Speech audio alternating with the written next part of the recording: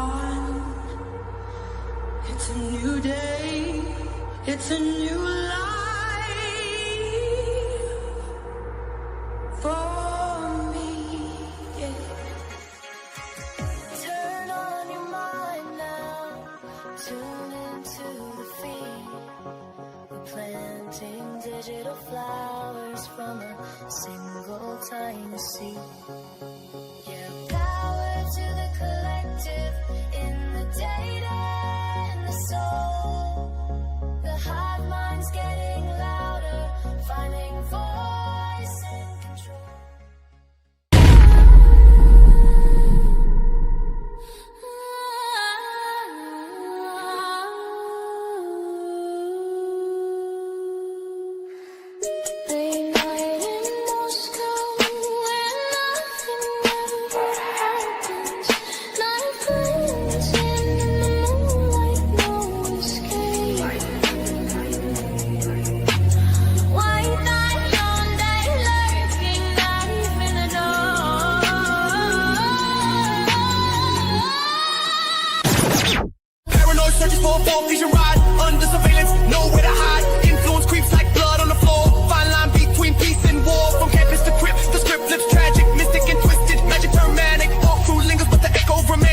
Of the slain and eternal pain. And here we go. Welcome to the freak show, the best in town. What is going on, Hive? I hope everybody's having an awesome day. Let me make sure the audio is coming in loud and clear. All right, we are good to go. Tonight's going to be a great one.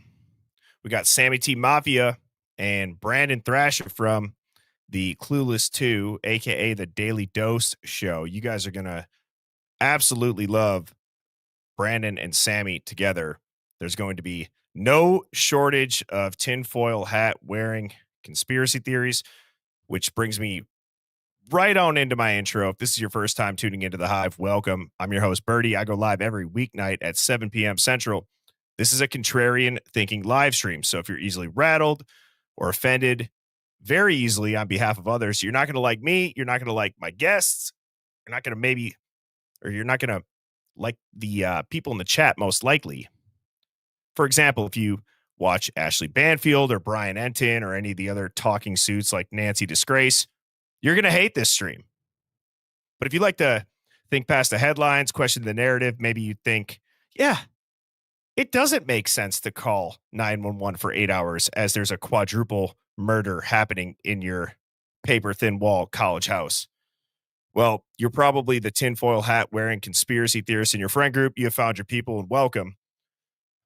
Excited to be here. Tonight's going to be a great one.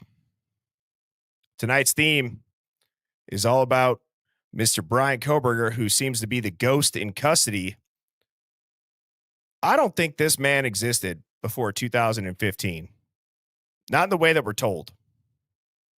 Somebody who is a serial killer, typically you'll be able to show a pattern throughout their life. Maybe it has to do with abusing animals or other behavior. You can't tell me that drug addiction is what's that word that I'm looking for? Like a foreshadow into being a serial killer. Give me a break. And then you hear the prosecutor say, Bryan Kohberger had no connection to the victims. He didn't stalk them. He actually just decided on that house the moment before he walked into it with 6 cars in the driveway, 5 cars in the driveway.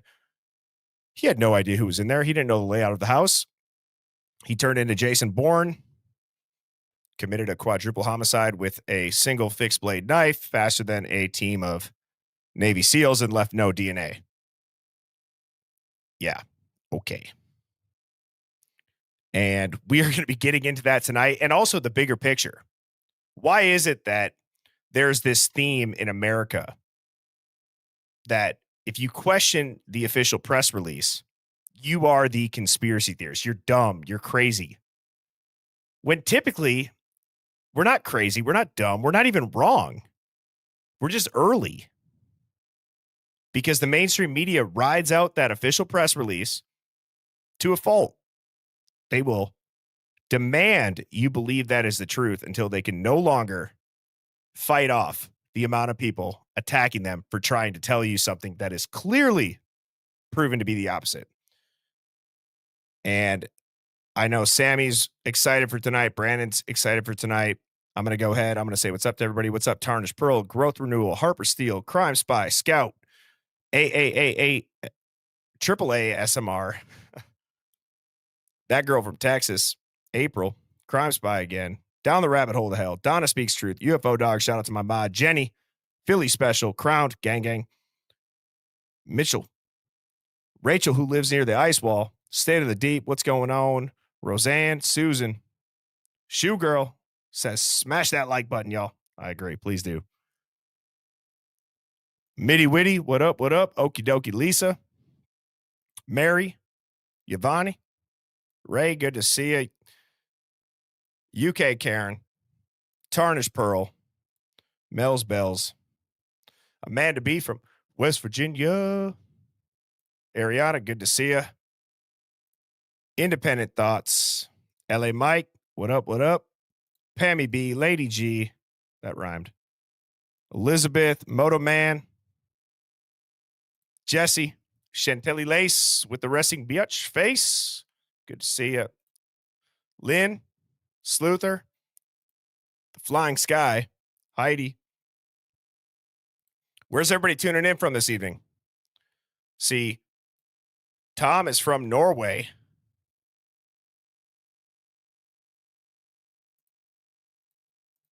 Where else we got? What's up, Cats Mojo? Woody. La Boo Boo's in Area 51, Pennsylvania. UFO Dogs in my basement. Tammy's in Florida, Alabama. The Flying Sky, first time here. Welcome to the Hive. Texas, North Carolina, Florida, Michigan. Australia, Crowned is on my patio. Birdie, or not Birdie, Jesus H. Pennsylvania. Hi, Essie. How are you doing? Kalamazoo, the Dirty South, Dallas, New York, Georgia, Tuscaloosa, Portugal, Ohio, Georgia, Vermont, Florida, Scotland, Minnesota, Seattle, Mediocrity, San Diego, Washington, New Zealand, LA, Tennessee, Missouri, Michigan, North Carolina, South Florida, Bourbon Santa. How are you doing? Haley Muck and Fuss is in South Carolina, DC, Tasmania, South Africa, Maine, Michigan, Pennsylvania. What's up, AR? How are you doing? Good to see you. Thank you for tuning in. New York, Moto Man's under a bridge. Johnny's in Idaho, the portal to hell. Dina's in the RV in Kansas. Jenny's in the land of confusion. Typically Unique's in the YouTube streets. Ohio, Massachusetts, Mississippi, Tennessee, Pennsylvania, Washington. I love it. I love it. Another Australia. The Hive down under. New Zealand. Norway again. H-Town. Dirty South. Anonymous Reckoning's tuning in from the best city in the world, Boston. Well, it is great to see you all. Real quick, if you guys have not hit that like button, go ahead. Make sure you press the like button, hit subscribe. That helps the channel more than you guys know. I keep all of my streams free. I will never charge for a 7 p.m. Hive Mind stream. And pressing the like and the subscribe button is all that I ask. Real quick, before I get Sammy and Brandon up here, I got a new email, birdieshivemind@gmail.com. If you want to get into contact with me, if you want to send a Hive Mind find, that is the email to now do so. Or you can join our Discord. That link is in my YouTube bio. Make sure that you have Discord app downloaded on your iPhone or your Android prior to hitting that link. I've heard that if you don't have that app installed on your phone, it's a little bit more difficult. And now, without further ado, I'm going to bring up one of our regulars, Sammy T Mafia, and then Brandon. What's going on? How are you guys doing? Hi, guys. Hi, Hive. What's going on, baby? You know you made it when Birdie hits you up and says, hop on the stream, man. I tell you what, it's a great time being here with everybody. If I had to describe myself, I'd say imagine Shane Gillis, Nick Fuentes, and Theo Vaughn walk into a delivery room and they want to adopt a child. They're adopting me. So I'm here, baby. I appreciate it. Nice to meet everybody. Sammy, Birdie, thanks for having me on. Appreciate it, guys. It's going to be awesome. No, it's going to be great. And Hive, when I tell you that my exact thought was when I was talking to Brandon was, I think Sammy and Brandon are potentially long lost soulmates or best friends. I don't know what it might be, but I think these two are going to get along absolutely great. They're both very educated. Who wouldn't pick us up in the adoption agency, right? Yeah, I don't know. I looked a little retarded when I was a child. So I wouldn't want to pick me up. I look a little retarded child. Let's go pick him up. Well, you know what? You guys are here now. You're here in the Hive. Just to give you guys, a little bit of a background on the Hive, the mods, they will give people enough leash to hang themselves here, right? So unless they're trolling, they're spamming, or they're threatening, they can say whatever they want. So if they dish it out, obviously you guys can dish it out back too. Don't say anything stupid, and that goes for everybody here. I will say one of the things that I want to really, really hammer home, Brandon, is, as this is your first time here, but I know you're very familiar with like streaming and social media, and I'll give you a chance here to talk about your show. There's very few places where the host really doesn't care what their chat says or if they disagree with them, right? And that's really what I've built this entire channel on is you can disagree, you can think out loud. Believe it or not, we still have the freedom to think out loud. You know what I'm saying? And it really seems like with controversial topics, whether it's the Idaho 4, whether it's Charlie Kirk, whether it's politics, people, they get too emotionally attached to it.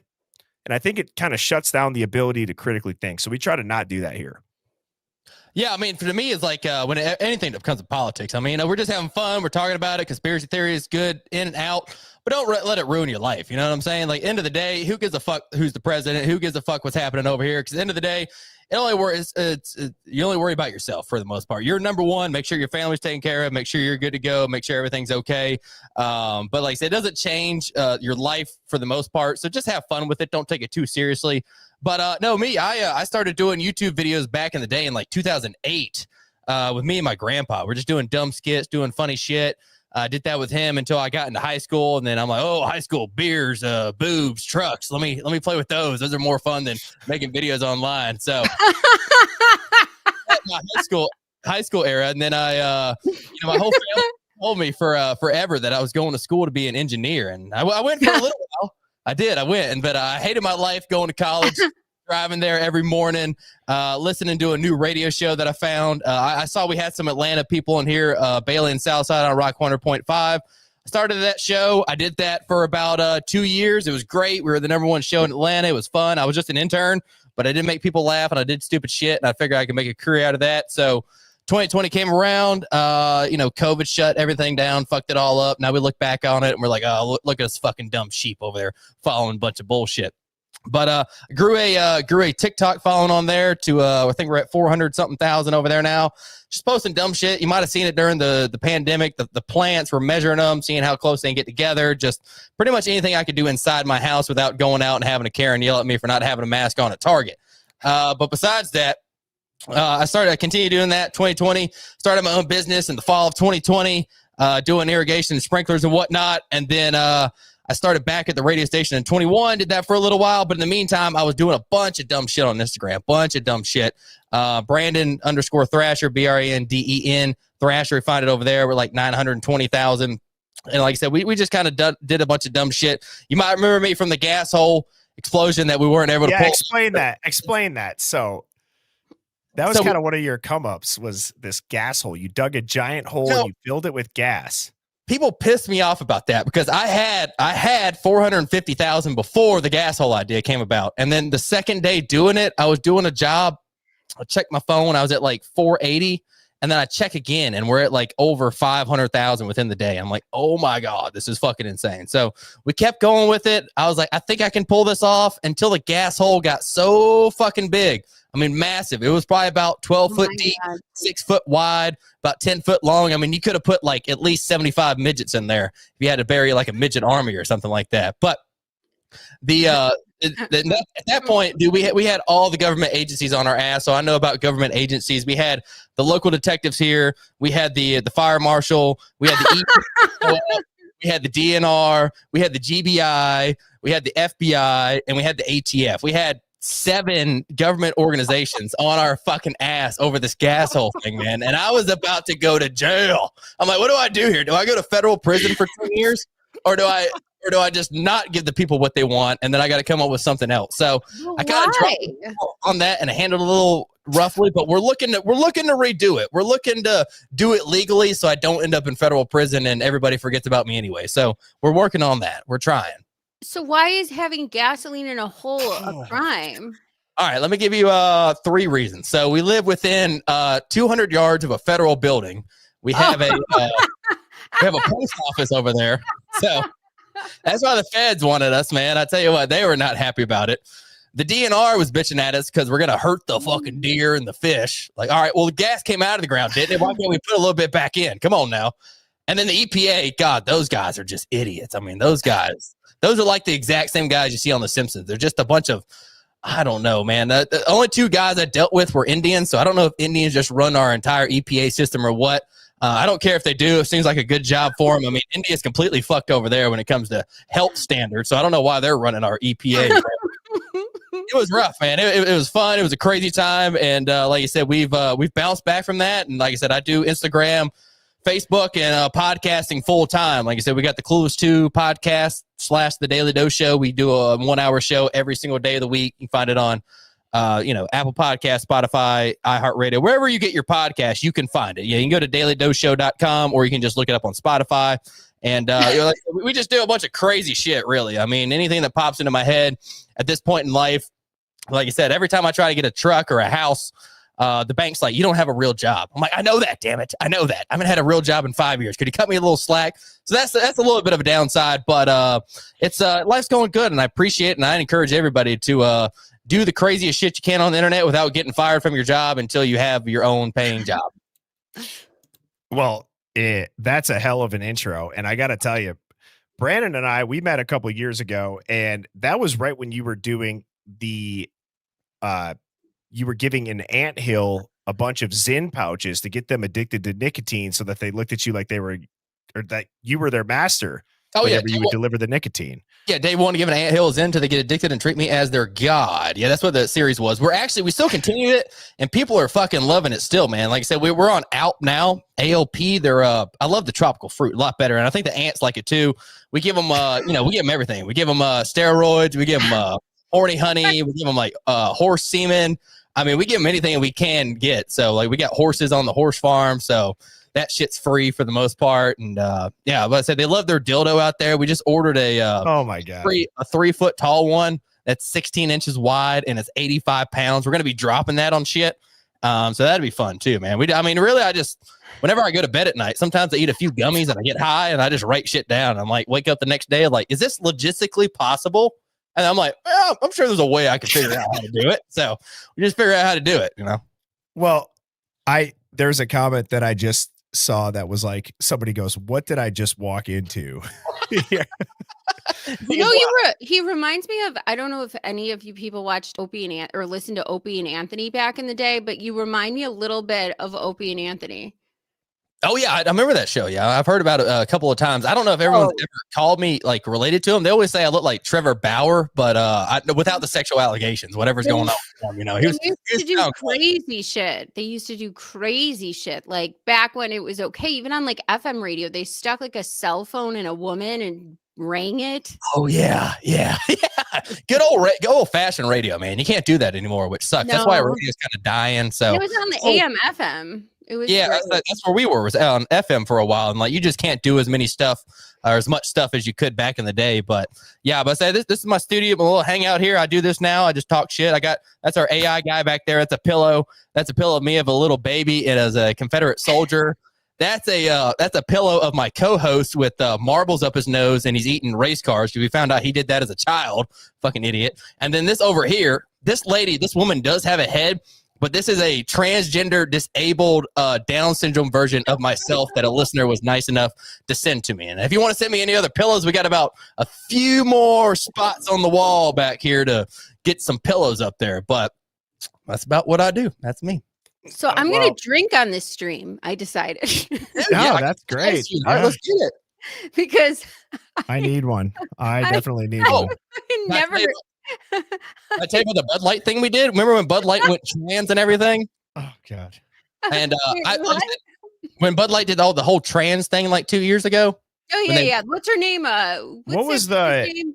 Was that a commercial or what was it that actually did that? Girl, Dylan Mulvaney, who needed attention, so she became trans. It was a promotion. Like the head of marketing out there was like, our demographic, we're trying to get away from the frat boys and turn more to the trans over here. So I didn't know where the whole thing came from. I can't remember if it was a commercial. Like, I know you just said it was a marketing manager, but I didn't know.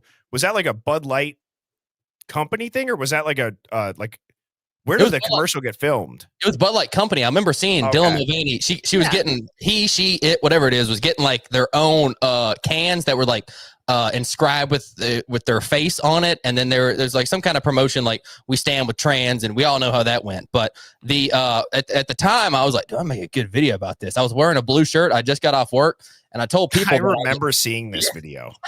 I told people I was like, man, all right, so look, I work for Bud Light, and if you really want to fuck them up, you need to send all your unopened beer to their logistics office where I used to work at. So I told everyone where to send it, whatnot. It got millions and millions of views and everything like that. And the office was actually my buddy's warehouse that he did welding at. So he ended up just getting a ton of people to put on a Bud Light, man. I was like, dude, I'm from Atlanta, so Atlanta sports have let me down my entire life, but I've stuck with Bud Light since I was about 16, 17 when I first had one. And I'm like, man, if Bud Light cannot let me down. I'm sticking with them because I have to deal with disappointment all the time. So I understand they made a mistake, but they're bouncing back, man, and we got a lot of free beer out of it. Yeah, you got a Bud Light right now, don't you? I do. I got off camera. I didn't have all these tonight, but there's about 12 over here from the past couple of recordings. What was it? I don't know if you guys did this, but like in the early 2000s, you displayed your bottles like in your room as if they were like Oscars or Golden Globes. Having like a bottle of like 99 apples, SoCo. Here's a beer can. Here's a champagne one. It was all so trashy. I've got one like this upstairs. I got one like this upstairs at the Falcons one. I'm going to drink it whenever they do anything good ever again, which will probably be never. So it's going to sit up there for probably 10 years. Well, you would put like a neon glow stick in them, right? I don't know. That's what we would do. Or Christmas lights around them. I mean, it was just like trashy decorations. It was, and everybody did it. Everybody I knew, they all had like a shrine of every drunken, debaucherous bottle they drank on their shelf. Right. No, that, and like I said, that was a hell of an intro. And Hive, I wasn't joking when I said buckle up tonight, because Sammy, Brandon, myself, at the end of the day, like many of you in here, if not everybody in here, we can all agree on one thing, and that is that the mainstream media will continue to treat us like we're stupid, like we can't see with our own eyes, hear with our own ears. They're going to continue to, try to get this public narrative shoved into your brain until you admit that it's the truth, and everybody's over it. So, Sammy, I know obviously you're more than well enough aware of this, and Brandon, I was telling you kind of over the last couple of days, texting you and backstage, we're talking about the Idaho 4 case. One of the things that when it comes to like the conspiracy theory is, who is Bryan Kohberger, right? Who is he? The media tells you that he's this ex-drug addict, wannabe loner, incel, serial killer who studied criminology so that he would know how to commit this perfect crime. And then it comes out after he takes this random ass plea deal, when their only evidence on him is that there's trace DNA on a brand new looking leather knife sheath, and he didn't stalk them. He had no connection to them. Why are you confessing to this plea deal is everybody's question. Then it comes out, Bryan Kohberger's writing papers that get leaked that 90 to 95% of cases never go to trials, and they settle in plea deals because they're overcharged and they're scared into taking a plea, especially when the death penalty is involved. My question, just to kind of start this stream towards the Idaho 4, is what are your guys' initial thoughts on that? Can that be real? Can that even, like, what are the chances of that? Well, yeah. I mean, there are people from WikiLeaks and stuff who came out, and whistleblowers even from before then, who said things were put on them because they knew things. So like whistleblowers from the government who wanted to come out, who told their supervisors, this is what's going on. I know this. Their whole lives were prosecuted. Bill Clinton accusers died, like shot at a Starbucks or something. I mean, this is like for real. People go to prison when things are put on them, and they take plea deals because they know that there's just no way out of this. This is the way it's going to be. And again, I think it's a little bizarre that Bryan Kohberger gets to get painted in this narrative when there's next to no evidence. Now we've had how many thousands of pages out where I'm still going, and where's the evidence? And where's the evidence? At this point, after all these interviews, after all of this DNA crap and this everything, I'm still looking for, where is the evidence against Bryan? And then you have to also wonder, where are his parents? Where are his parents? Why haven't they said anything? It's all very weird. It's very weird. It's giving very Matthew Crooks vibes. If anybody knows who that is, the guy who supposedly shot Trump on the roof and then got 2 in the head, and then the FBI quick did a Mr. Magoo mop-up job real quick. Like, it reminds me of that. Where are these people? And his apartment was professionally cleaned. There wasn't even forks in his. There wasn't even like a fork in his apartment. There was nothing. It was literally spotless. And the bigger picture that I want to say is this: we want to think our government would never do this to us, although they have. There's a giant pattern of this happening. The reason why it's hard for the average person to get it through their head is because the mainstream media doesn't ever tell you it.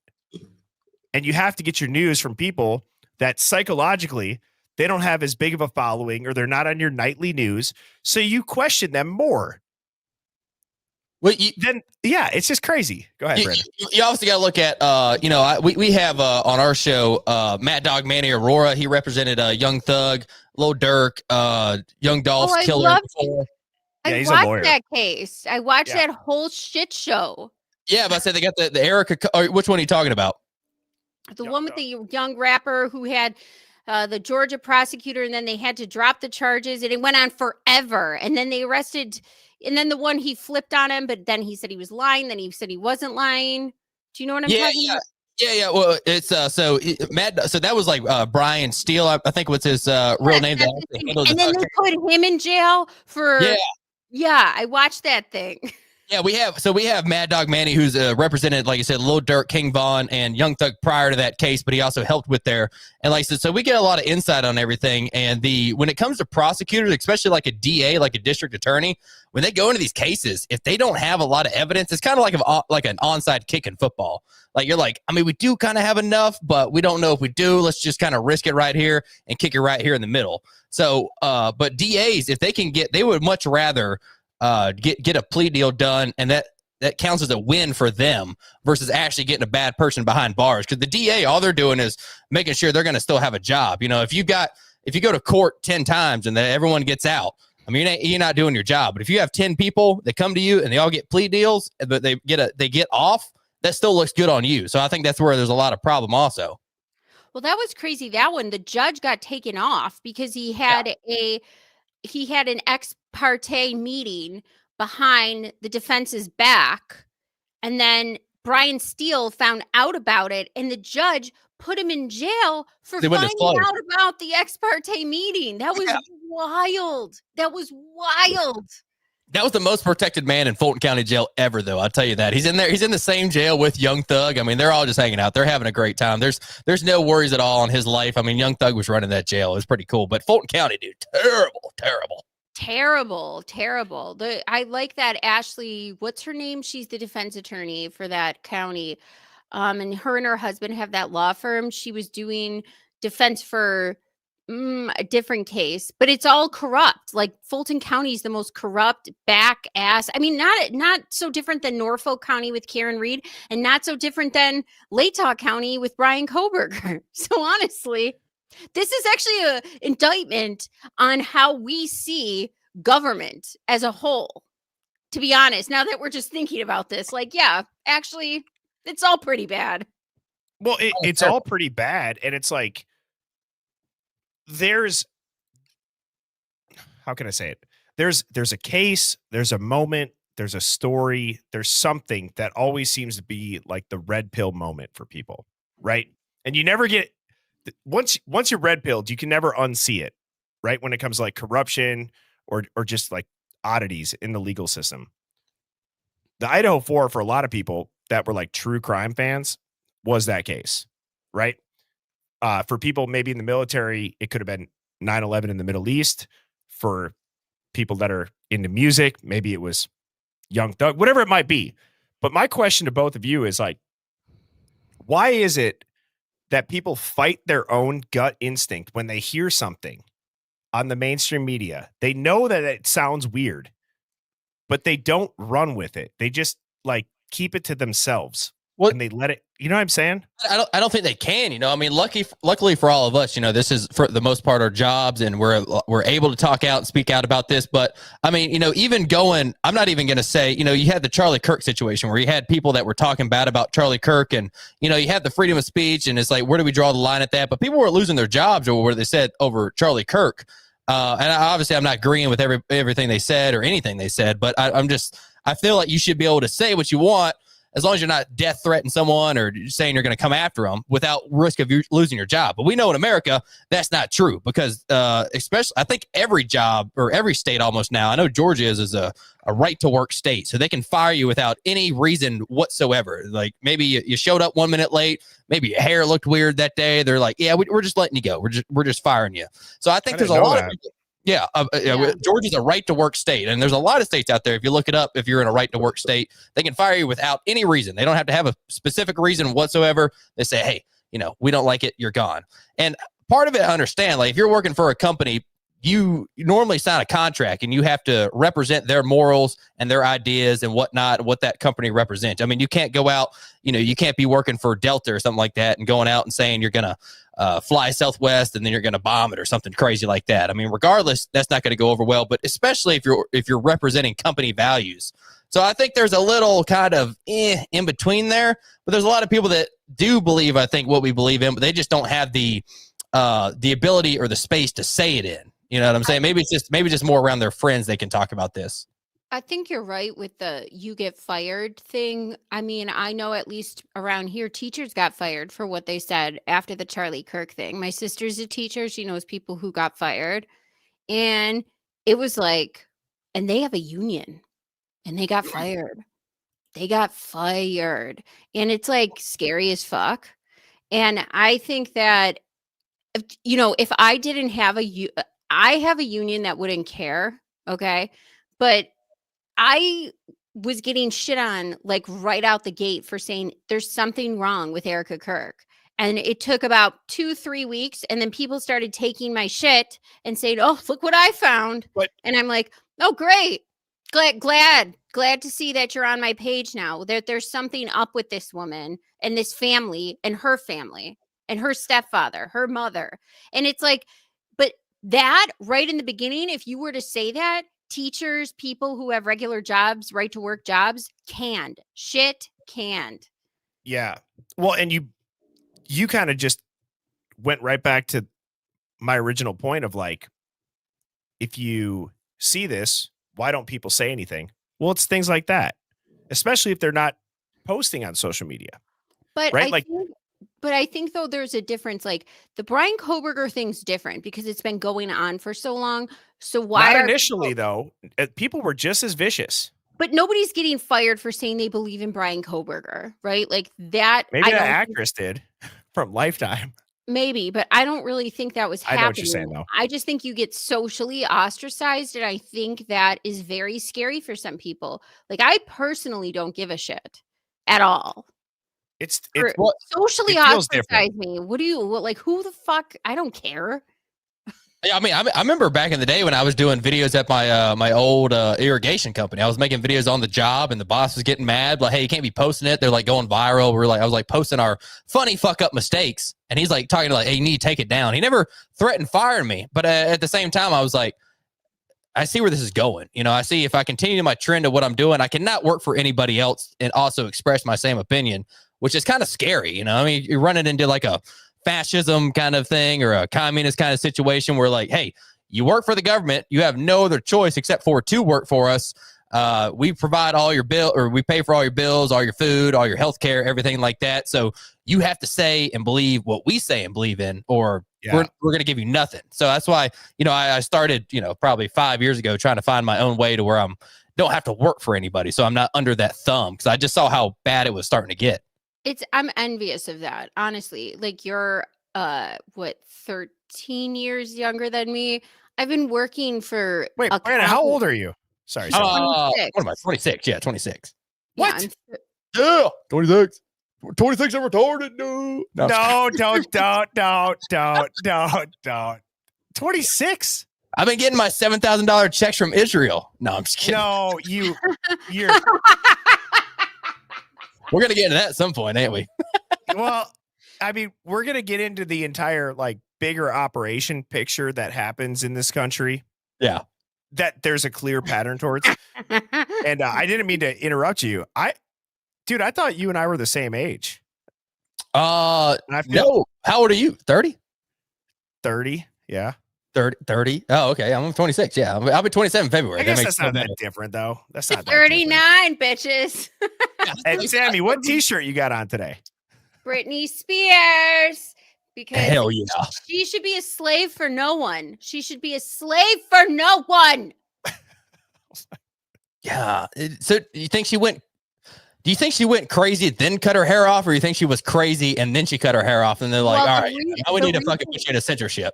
The reason why I brought her up is because Candace Owens brought her up this week. Yeah, that was crazy. And I was like, yes, I've been waiting for somebody to make this connection, because I, for years, have been talking about Lou Taylor and how they get these celebrities and these conservatorships and guardianships and the whole, I call it, and Candace calls it too, Pastor Mockingbird, like mocking Pastor Bird, whatever. It's like these churches that are like tax havens and money laundering schemes, and they control these celebrities and their handlers, and they use religion and they use these talent agencies and they get in their grips, and it's just despicable. And Lou Taylor has been doing this forever. It's not just Britney Spears, guys. And she learned it from somebody who did it with sports players, the Davamos Sports Management Group, John Davamos and his father, Dick Davamos. So this has been going on forever.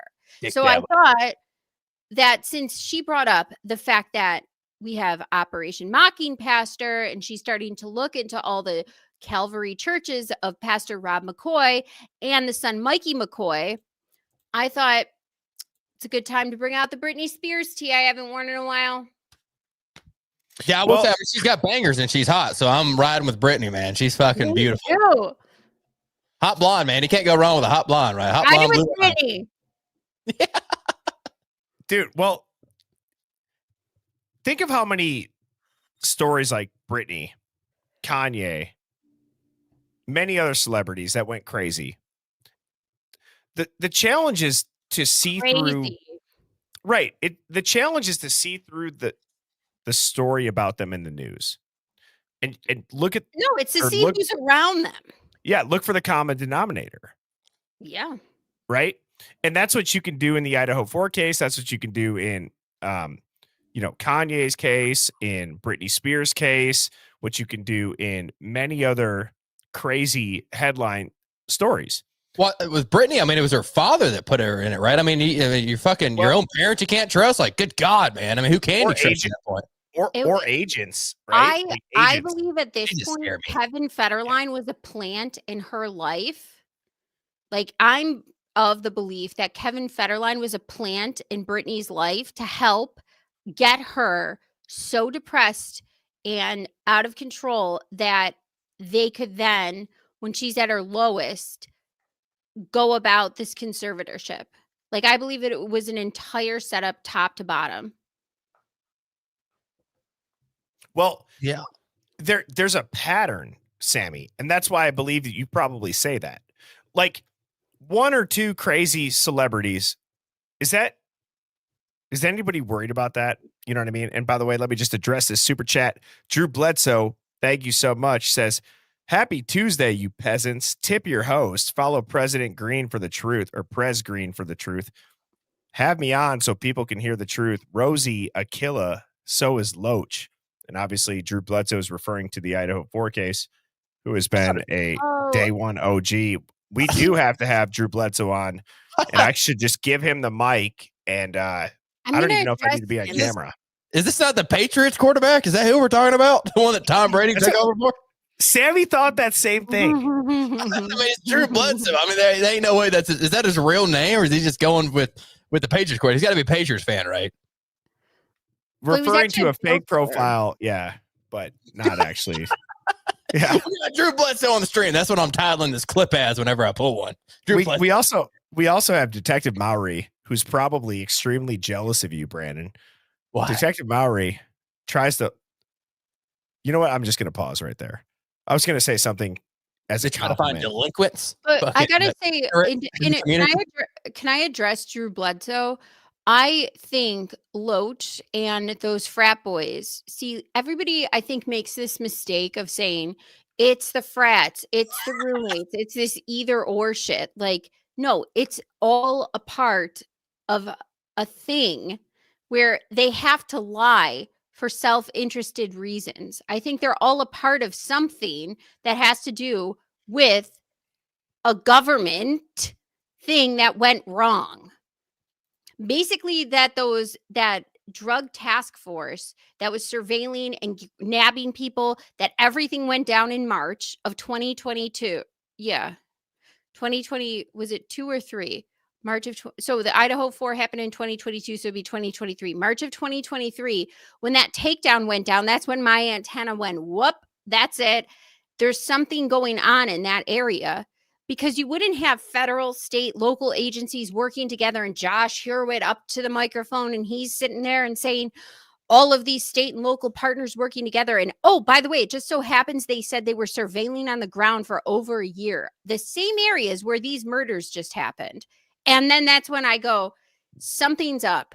And I guarantee you, those Aryan nations, those Fetty bros, the CJNG, whatever was operating in that trafficking line, okay? And they had confidential informants. They fucked up, okay? They lost control, and you could not have that headline. You could not have that headline. No. And so I believe also the frats, the Loach, the this, the that, they were part of the trafficking process, because who has the parties? The parties are the frats. The frats, I guarantee you, were distributing product. Okay. So you have the frats that have to lie because they want to keep their chapter. You have the roommates that have to lie because they are scared to death, or because they were told to, or they were involved with some of the players who were distributing with the frats. There's all self-interested reasons. It's all connected. Right. And I just want to say, let's try to focus on the Idaho 4 just for this. Like, I understand we can go and 40,000 foot view it. I am curious, though, if you were to apply this lens to the Idaho 4 about this frat involvement and really try to figure out, like, how are they involved? Outside of like your typical college kid dealing a little bit of blow or some weed, right? Like, you know what I'm saying? Like that, I don't think that that's hard for people to wrap their head around, that partying happens in those situations. Well, When you how would bring they in get this involved? situation, It's when you get busted and then they flip you, and then you got to start telling on people. well, that's a great point. And also, to the extent of the rumors, that is what, people have said was flushed at 1122 King Road. What I've heard 200 grand, I've heard 700 grand, I've heard there was a lot of drugs flushed. And I'm thinking to myself, damn, I knew people at my college, they had like 10 grand of weed. They were like the plug. So to have $700,000, shit is a new level. I don't know about y'all, but I mean, last time I was in a fraternity was, I was never in one, but I would go to the parties and whatnot. And even before that, we had, we had a guy in high school we had 3 high schools in Coweta County: East Coweta, Newnan, and Northgate. Northgate got hit. Some dude had like over $1 million bust of just a bunch of cocaine, weed, wax, and everything. And the man is college kid, high school. He was in high school still. What? So like something, I don't know, our area down here, like I said, I'm on the south side of Atlanta. West Georgia, University of West Georgia, man, that's actually where Lil Nas X came from. He was going to school there the same time I was. But the amount of drugs that you go to when you're at a fraternity, because I was going to parties very early at a fraternity. I was like going to see it, doing the high school parties, going in my freshman year, going to see these parties. And there's a lot of shit going on, man. There's a lot of weird shit. There's a lot of drugs. There's like a sexual shit. And it's one of those things where it's like I said, when I first hopped on and told you about this, it's one of those things where, you don't necessarily want to be, the hero in the situation. You almost never want to be the hero because you're always going to get fucked in the end. It's one of those things that I found when I was a young age, like, man, if I'm really trying to get my life going better on track, I probably shouldn't be going to all these parties and everything because they're 10 times worse than what I was doing in high school. But now it's like organized. So if I'm a part of this organization, now I'm going to get fucked. So I think you've got some kids that still kind of come in on the back end. They still want to do it. Maybe they don't have a lot of friends. Maybe they want to get in and they get into the fraternity and then some shit goes down. They get busted. And you're like, oh shit, can we trust everybody? No, the fuck you can't. You just met this dude fucking last year, and the only reason he's in because he paid $10,000 in dues. That's not your real friend. You know what I'm saying? That's why I try to keep a tight knit circle. Not saying I'm doing anything illegal. I'm fucking, straight on the books. Yeah, I'm straight on the books everywhere, baby. Don't look at me, man. I just think it'd be smarter to, when it comes to the fraternities, just to watch out for yourself and keep a tight knit group, because you do have these people that will fuck you over and you're guilty in association. Because like this guy goes and kills 4 girls. He might be involved in your heavy cocaine operation or your weed operation or your heroin or your sex ring or something. And one guy gets busted, he's going to flip on everybody else, like Sammy was saying. And you also have to think too of the mentality. Like if they didn't say anything, the second this happened, nobody stayed. They took down their website. They took down their phone line. They were told not to answer any questions. Like it came from on high. Well, not say anything. And so that itself looks guilty alone. But why are they saying that? And that's where I think you get this whole ring of like the dirty cops, right? The dirty cops in Moscow, the Rosendals, allegedly, who were driving around with the partner, and they changed the timestamps, which we now know thanks to Lana, Truth and Transparency, and Pop. Right. And it's like, and Sherlock. Yeah, and Sherlock. Love Sherlock. Love you, Sherlock. And I just think it's silly to just make it about one thing because we can find something more guilty looking than others when there's this overarching network that's happening. And then you got the government trying to come in on this overarching network, but they don't want to make it look bad. And no, we weren't really flipping kids in college. No, we didn't do that. But we know colleges have a reputation for doing this, by the way, where they flip people and then they either kill themselves or they become dead in a drug deal. But yet they were also confidential informants. There's like news stories constantly about that. Well, that's the thing that blows my head. Like I will say for a lot of these fraternities, when they do have like that actual tight brotherhood and they're not going to snitch on each other. And like, if you want to run a drug ring and everything and whatnot, I understand that happens. We got the mafia, we got the cartel, we got everything. So if you can run it in your own college, what was that? That's the plot line for Jump Street 21 and Jump Street 22. 22 Jump Street. Yeah, 22's in college, 21's in high school. But I mean, I could believe it. But to me, like, for me to, if I were to sit down today and say, let me run a drug traffic ring and a sex traffic ring, I'm not going to some people that I just met at my college that I just signed on that year. And then, I mean, I don't know how you can trust them. I mean, I've got the same 8 friends that I've had for the past 20 years, and we don't bring any new people in. They'll meet people at the bar, they'll bring them home, and I'm always just like, you about to steal my shit, or what are you about to do? You about to take some pictures or something of us and try to rob us later? So I'm very surprised that these brothers had that tight of a group. But I mean, like I said, a group that big, someone's going to snitch on you, someone's going to flip. So I don't see why that was that smart. Yeah. And let me do a little experiment here. Not to try to put anybody in the hive or myself or you two on blast, but rather the lack of transparency is what causes conspiracy. Mm-hmm. You know what I'm saying? Yeah. Like, these answers are known. So Hive, why doesn't everybody take a second here and type out the amount of money that you heard was flushed or discarded in the Idaho 4? Let's see how many different amounts come in.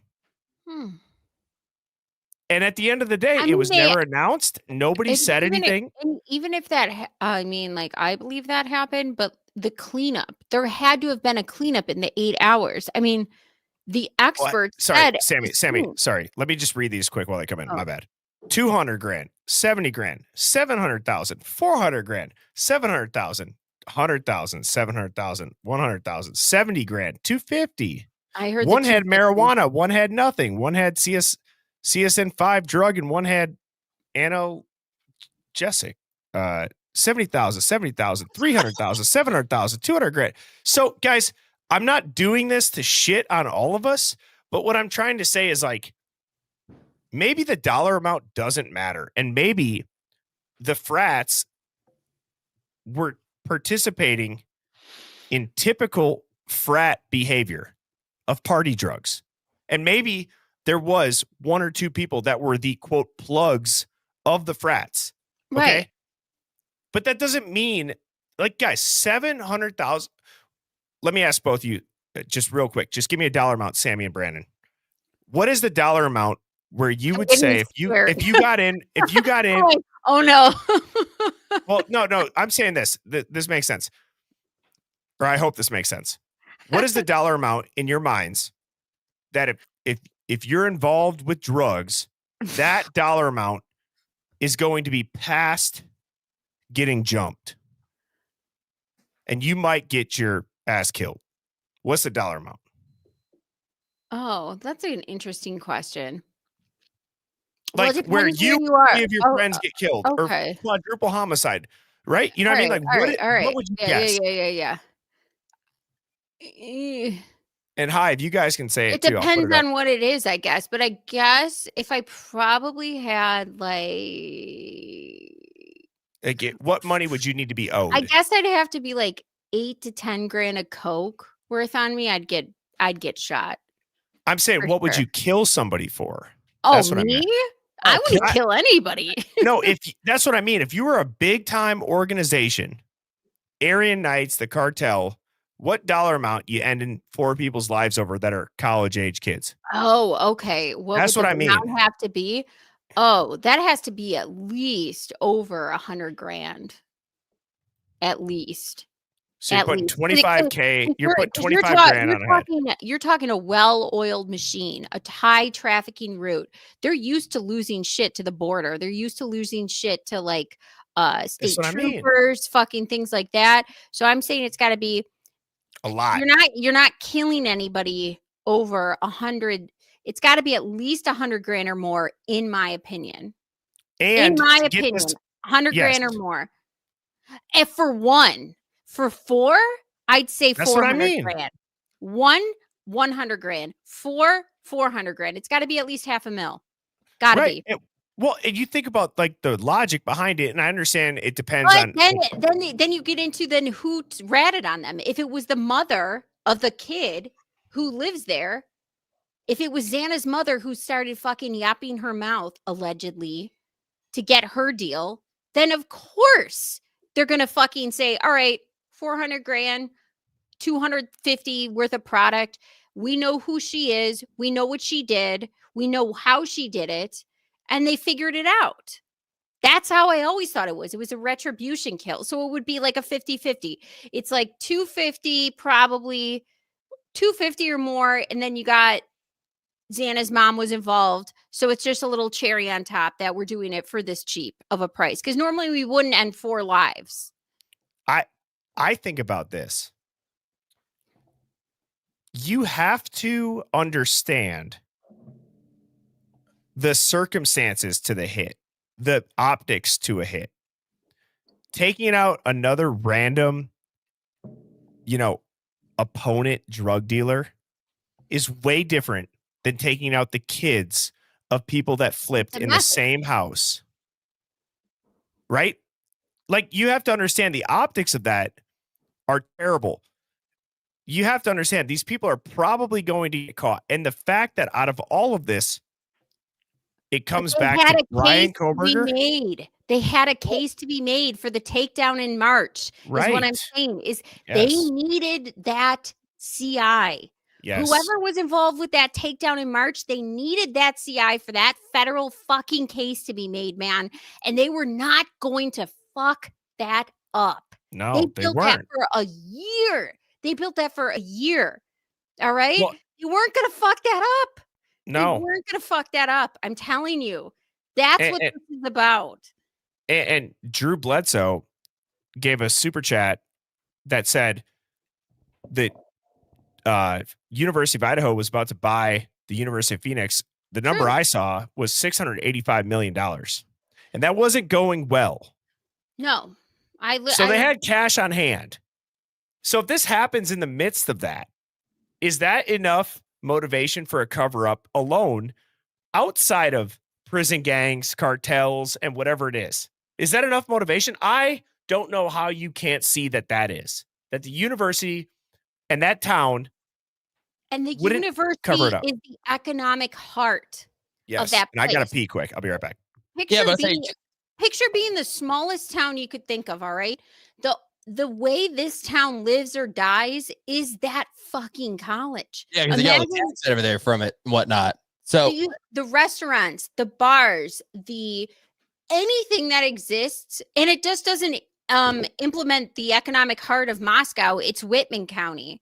Okay, it's like surrounding counties get their business from that college. And imagine if they say, oh, it was just this drug takedown thing.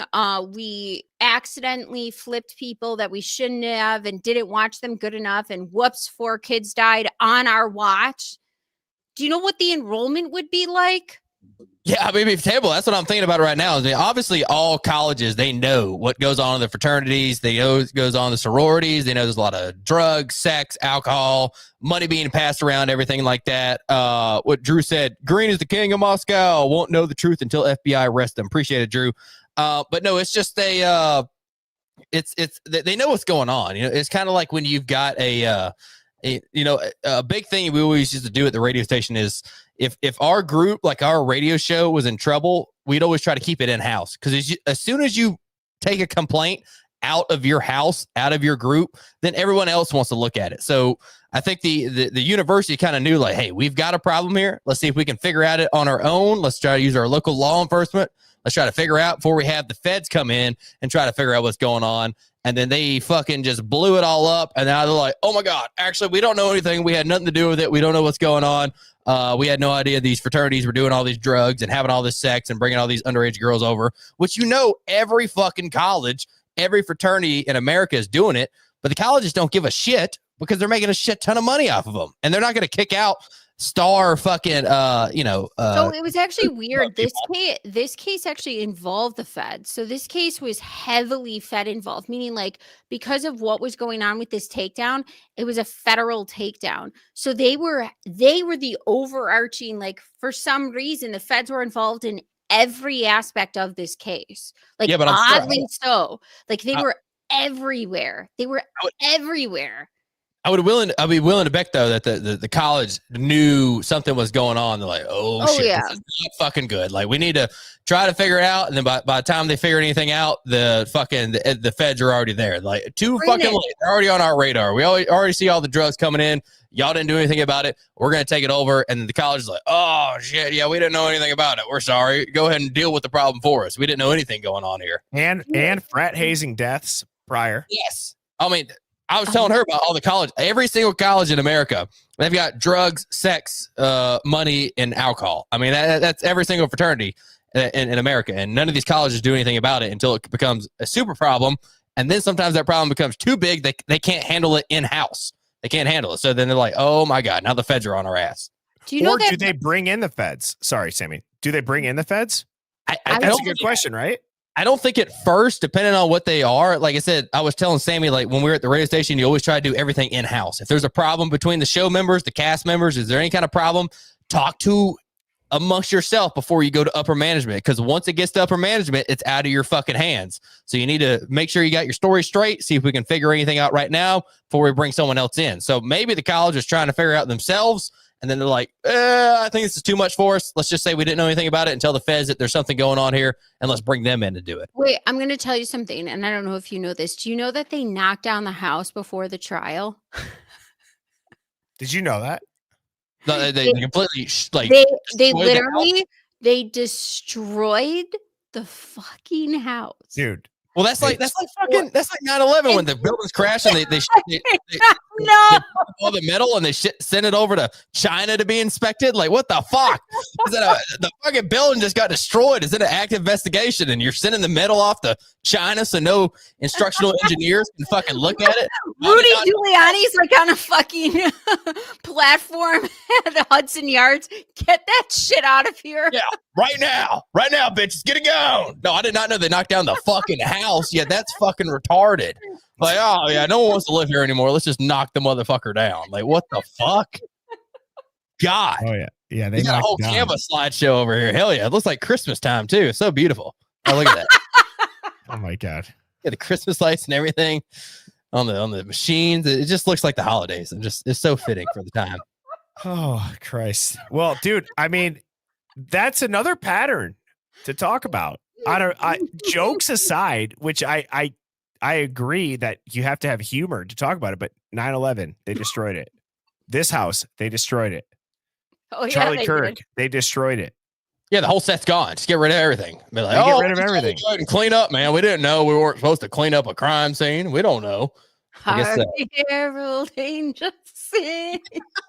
But we just, we wanted to put a big old Christmas tree up right here. It was scheduled to be demolition in 2 days anyway. We just did it early. Fuck. And they have an NDA signed where you're not able to figure out the construction company. It's rumored that it's buried on the president of the university's property. I mean, we're talking about. Oh, I thought someone was pissing. Oh no, I'm pouring more wine for this. I need a drink. That's what I need. Sammy's in her bathroom just recording with the living room behind her. That's right. It's my. That sounded like a guy's piss, though. I know. You had the nice Christmas demolition pulled up. I was like, is someone pissing right now? That's right. I'm pissing all over this situation. This situation deserves a piss. People I just did piss. By the way, people were pissing on this. People were pissing on this. Yeah. Well, and you think about this. How many times does this happen in a normal case? Never. Yeah, it's always 9/11. No, I'm saying it's always a high profile case. It's always a controversial case when this happens. Like that's the truth. I always had this theory that, people always say the world's worse than it is today than it used to be. And then like shit, like, school shootings and everything aren't like they used to be. But back in like the 80s and shit, maybe not as many school shootings and everything, but we had bad shit going on. I think we just don't know about it because we didn't have social media. Like I can hear about something that happens in Alaska. Back in the 80s, people barely knew Alaska was real. They live in Georgia. It's like, is that really real? I've never been there. I don't know what the fuck's going on. That's not real. So you just don't know. So I always feel like the world has always been crazy and it's always been rough and it's always been wild. We've always had these tragedies and everything going on. We've always had these cover-ups that happen. But you just don't have social media like you do nowadays back then, to where people can do what we're doing right now. We hop on a stream, we're discussing all of it, and you got people in the chat that are talking about it. They just didn't have that back in the day, because you watch so many of those, documentaries from like the 90s of girls getting killed or people getting kidnapped, or they're doing this and that, and no one ever really talked about it because there was no internet to like really research stuff. You had to be in that town. You had to be there, go in the library, requesting records and everything to figure anything out. And then people just called you fucking crazy the whole time because you're the only one doing it. But now we have the ability for everybody to look at it and everybody to discuss it. And that's why I feel like we have more of this shit going on nowadays. Or like back when, I don't know if you, I mean, in the 90s, when I was a kid, you'd go grocery shopping with your parents and it'd be the front page of like every. It's wrong from so many aspects. Yeah. Like, Brandon. The order's wrong, the timeline's wrong. So 250 stab wounds, give or take, you might miss a couple times because they had defensive wounds. I said, in 7 minutes, approximately, up 2 flights of stairs in a house that you didn't decide to go into until the last second, when you have no connection to these people and you're just a serial killer. You have no history of violence. And it's like, how many people can, I don't know what the pound, like the force per pound is needed to have a knife go through skin to inflict a fatal wound. How many people can even do 250 curls with a resistance band in 7 minutes and run up 2 flights of stairs? Yeah, and leave no DNA. I think we need to do like a Mythbusters test on this. We need to like come out to your place out there. We need to get some gel bodies. We need to run up the stairs and see if we can recreate this, and we'll all three give it a shot and just see who can get 250 stab wounds in that amount of time. Wow. I agree with you, and why they tore down the house. Yeah. I wonder if anybody can do it. That's why they tore down the house. We should try it. We should. That would definitely bring awareness, like the Bryan. Or maybe we don't want to bring fame to his name, but something like the stab competition. How many times can you run up the stairs and stab all 3 of these people? We'll just have the jail people up there. 4 people. That fight you back. Yeah, we could try all that. See if you can get that many stabs in. Get somebody you're accusing the same weight, the same build. Get them with the same weapon you're accusing him of to do all of that with 4 able-bodied people, drunk maybe, okay, and murder them. Well, okay? and it's like this. 7 minutes, and then just out. And I get it. I don't know if Sam or if S. Nelson's is live saying that's weird. I don't know if that's to this, because I've learned that the chat is not caught up. If it's in regards to that, I'm like, my first thought was like, I don't think that's weird. I think that's the first thing that I would have my attorney do.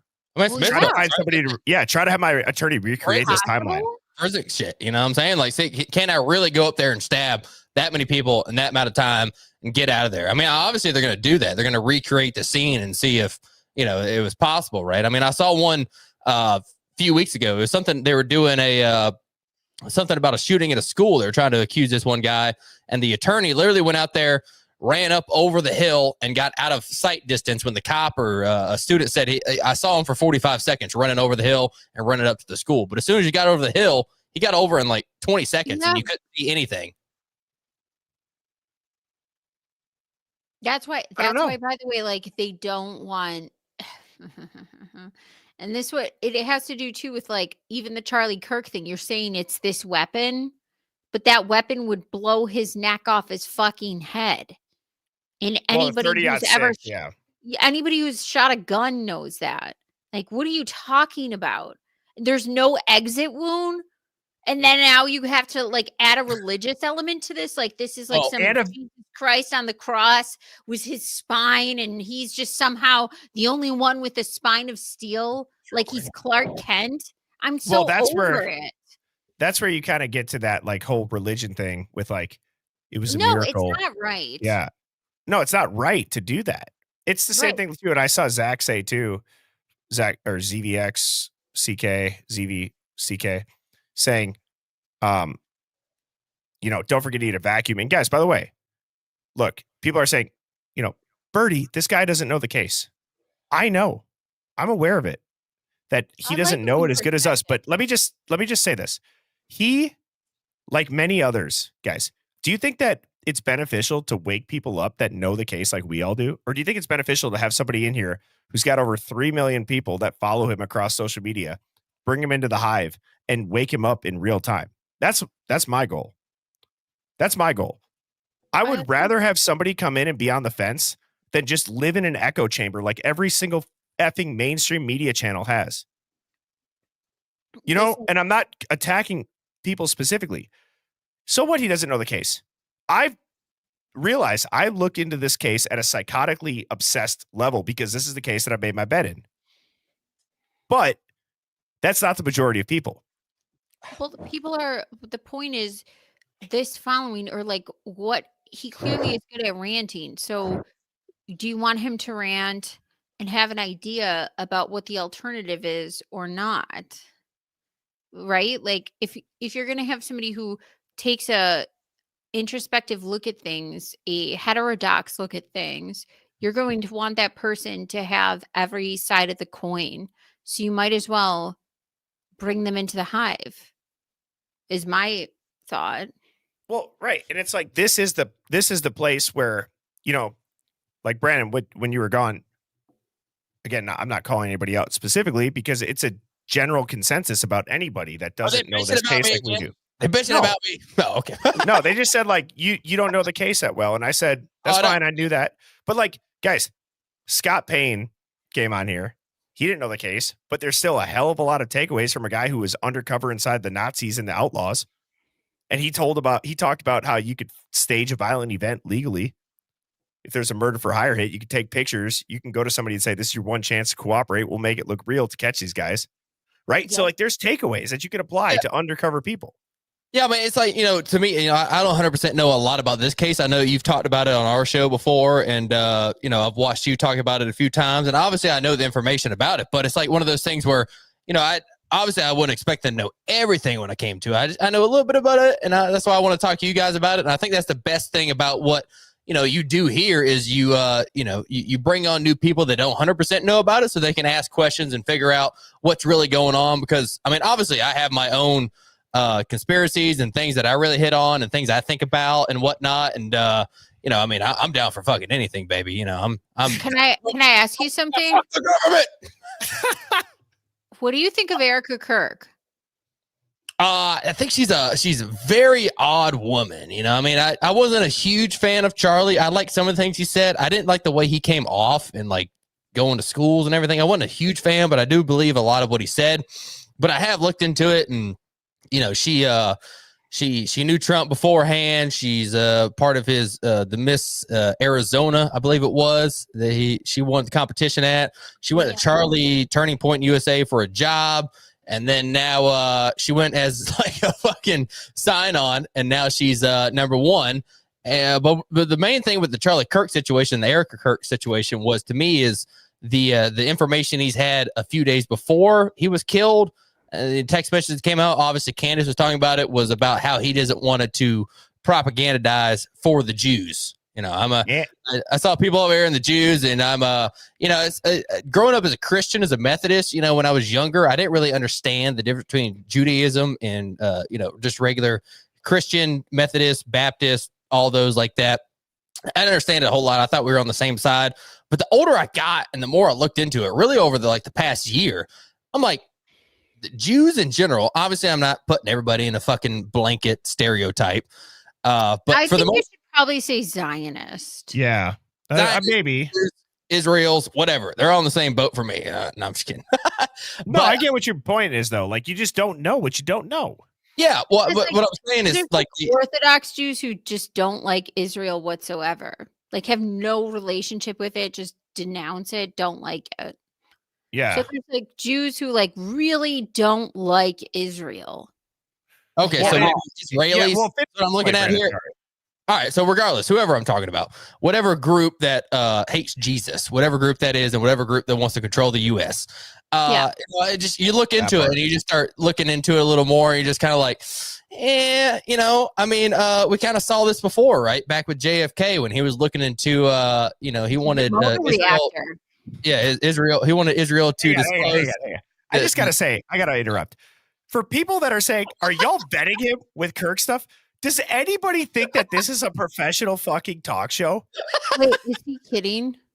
I don't understand what people are saying by vetting people. People said, "Did I vet Will?" And then they came at his motocross thing, and that's somebody who's apparently very logical and high up in the true crime community. This is a fun live stream that is a tinfoil hat wearing conspiracy theory stream. If people go, "Are you vetting him?" The fuck am I going to vet somebody for? I vetted Will. I did vet Will because I had Phoenix, who has aspects of private investigators. Let me just finish this shit because this is to my core. Like, part of me questions some people in here.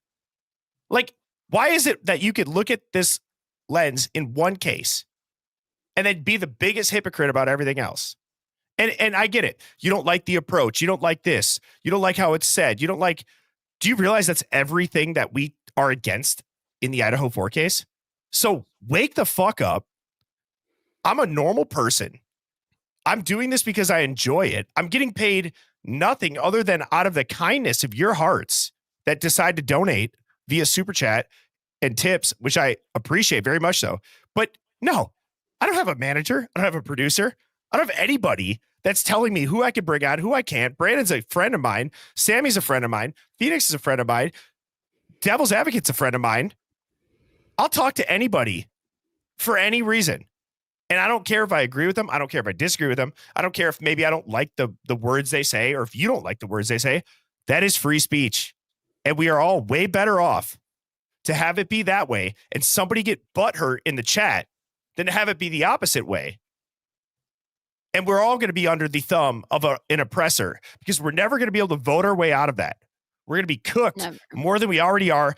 And the people that say that shit are some of the people that got us into this mess after decades and decades and centuries of being pussies. True. Isn't it funny though? Like as soon as I bring up anything about the Jews or Israel or anything like that, everybody's freaking the fuck out. Like, good God, we can talk about black people. We can talk about Muslims. We can talk about serial killers. We can talk about the worst people in history. But as soon as you bring out something the Jews are doing or something that's going on in Israel or something about Israel, you know, controlling the U.S., we got AIPAC and everything, everybody freaks the fuck out. You know, I don't attack one group. You know, like if you listen to our show, I'm very comedic and very you know, I say crazy things about every race group, whatnot, white people, black people, Indians, the fucking Indians, the Europeans. I mean, everything about them. It doesn't matter. Like it's comedy. It's funny. I'm just trying to get you to see it in new light so that way you laugh about it. But there is serious shit going on, and that's what I'm worried. I mean, the Charlie Kirk thing. The most ironic thing to me is you got those messages that come out. Yep. A few days before he was assassinated, saying he does not want to, you know, be controlled by these donors, controlled by these people. Because if people start sending you money, you're controlled by them. I mean, that's just how it works for the most part. Whether you're at a company or I like the disclaimer we got going. Yeah, on. I did. You know what I said? I'm gonna go ahead. I'm gonna throw that up there. Put it on there. But like I said, it's crazy. It just blows my mind. I don't understand why there's such a big problem and why we cannot freely talk about. You can freely talk about anything else in America except for Israel and the Jews, and then everybody freaks out and everything gets going crazy. The only thing I will say and push back on is what Tucker said to Nick Fuentes is, as I'm a Catholic, I'm not a Christian. I don't know, like, I know Christianity believes in this, like, I don't know, bullshit thing about like the rapture or something, whatever. I don't follow Christianity. I've been a Catholic my whole life, but you can believe whatever you want to. You can believe whatever you want to believe, you know, like that's your thing. And I obviously know all the fucking hypocritical molesting priests in the Catholic Church, which is ridiculous. It's fucking ridiculous. All right. But what I'm saying is, we have to look at people as individuals, right? Like, so if you look at people as individuals, you can't say the Catholics, the this. It's like, okay, I say the Zionists because they outrightly say they believe they're better than everybody else, that they're the saved people, that everybody else is basically shit. They're goyim. Like, they're literally awful racist people. I mean, it's an awful racist thing to be a Zionist, in my opinion. It's I agree. Supremacist horse shit. Like, what other country do we let get away with saying you can go be all this and treat everything else like shit? I mean, that's just not right. Well, to me, I mean, you look at it like, I mean, you got like, I'm a big football fan. We got football, like say we go with the Falcons. That's my team. We got good players on there. We got probably 4 decent players on there with our wide receivers, Pitts, London. We got running back Robinson. We got good people that are coming up. They're doing good things. Yeah. Now, if someone's talking shit about the Falcons, and even though they're not doing anything bad, why would they not step up and say, hey, this is my team. This is my group. I'm going to represent them. I need to make sure we're doing better. I need to make sure we're looking good. Because the last thing you need is your quarterback going out there on the fucking weekend getting hammered, taking prostitutes, fucking picking up chlamydia. Stephon Diggs with the Tootsie and the pink coat. Or Ray Rice with his wife and everybody else. Like, guys, it's like but it makes your team look bad, is what I'm saying. So whatever team you're on, I'm not looking at you as a group. Whether you're black, you got your own problems going on. Whether you're white, you got your own problems going on. Catholics got their own problems. Jews got their own problems. Indians got their own problems. But when you got when you have a stereotype against your community, I think you owe it to yourself and your community to say, hey, I need to make a change. I need to show people that I'm a part of this community and we're not all the same. We're not all like this. We need to show the world that there are good people in the stereotype, because what happens is if you don't have everybody speaking up for you, y'all get lumped into the same fucking group, and then everybody picks that stereotype for you. And I hate it. I don't think it's right, but that's what happens when no one stands up for their own group. Well, I think you hit the nail on the head when it comes to when nobody stands up for each other. Exactly. You know what I mean? Like, it is okay. We're starting a religious war in the chat. People are like, what do you mean you don't believe in Christianity? No, I believe in some fundamental principles of it. It's just Roman Catholics are different than Christians. Hey, we got the Chicago guy in there, though. Cardinal priest in there. Look at him. Cardinal father. Look at him. I also just think it's funny that like it immediately divides people up, and it's like they can't think straight, and it's like I could give a shit. Like, I don't care one way or the other. I'm just saying, think about it. Like, think about what you're saying and think about what you care about. Like when I first started this, when we first hopped on, who gives a fuck about politics? It really doesn't affect your life. Who cares if I'm a Christian? And it's all fake anyway, apparently. Same as a Catholic. What are we going to do? Go to a fucking 3,000-year war tomorrow? No, we're both going to fucking go to work. We might talk a few times after this. We might hop back on Birdie's stream, but we're going to continue our lives. And are you going to plan? Yeah, chill the fuck out. Just fucking take it with a grain of salt and just enjoy it. And like I said, throw whatever you want in the comments. I don't care. Fake plane attacks on my house. Well, look, this is exactly how I am in my real life when it comes to like, just take it all in. You don't have to be affected by it. Like, you're not a liberal. You're not a conservative. You're not this. You're not that. Guess what? You're a human being. You're a human being who has free will. And that free will also allows you to think what you want, to be affected by something that other people say. I'm not here to lecture anybody on this, but it's just, if I don't also call it out, to me, it's like, then I'm like going against my own principle of, you can't allow me as a host to say that Bryan Enton is a low T beta ass simp shit reporter. I love that. Right? You can't let me just say that because you agree with the topic I'm talking about. And then you can't attack somebody for not being vetted about Charlie Kirk, for God's sakes. Like, you know what I mean? I don't know Bryan Enton. I'm going off of my perception of it. And you know what? I have the freedom to say that out loud. Can you play the Tim Dillon, Candace Owens thing where they... I'm going to play the Dillon No, song. no. Can you do the Tim Dillon song with Candace Owens? I don't know what that is. Oh, please, please, please, please. I've not heard of it. I don't know what you're talking about. Tim Dillon and Candace Owens did a song together? I didn't know that. It's so fucking hilarious. I sent it to you on the chat. I sent it to you in our text. I was interested, those listen to, who's your, I mean, I know it's in a political show, but if y'all watch political podcasters, who's your favorite out there? I'm just a little interested. Who do you listen to the most? Do you watch anything? I'll be honest with you. I do podcasting like full time, and I don't listen to any podcasts. Are y'all like that, or do y'all listen to podcasts also? The only reason why I ever typically hop into like a podcast, quote, hop into like where I really go deep on like a 3-hour episode is if I got a bunch of drive time, and I drive a lot for work.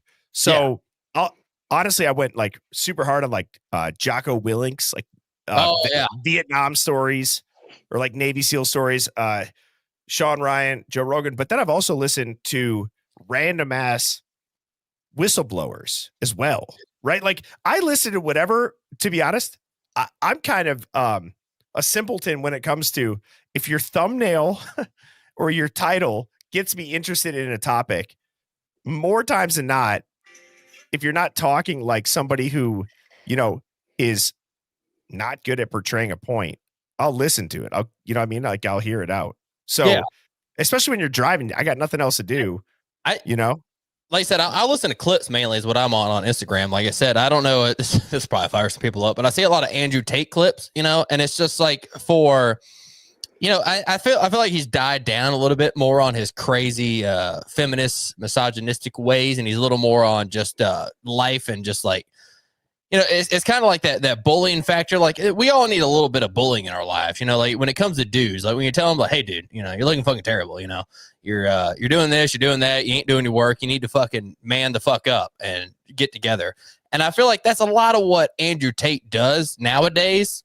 Like I said, I don't know how Sammy feels about him. I like Andrew Tate. I mean, I just feel like, I took the Candace route approach to it where I felt like a lot of people just wanted a bag. They lied their faces off. The government wanted to get him a lot.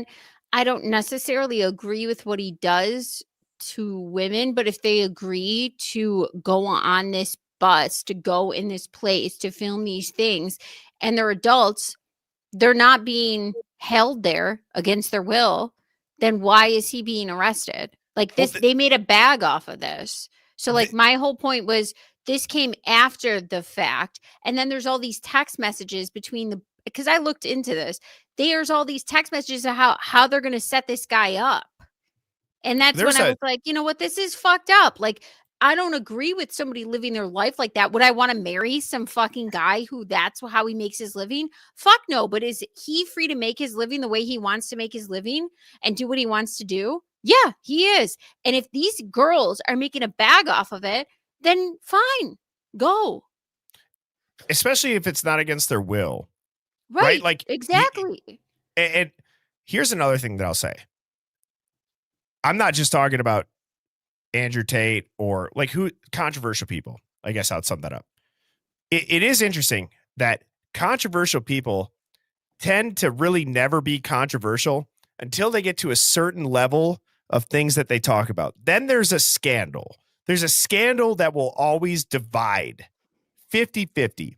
It'll be right down the middle on one thing or the other. And then it comes out to who believes that, who believes the other thing.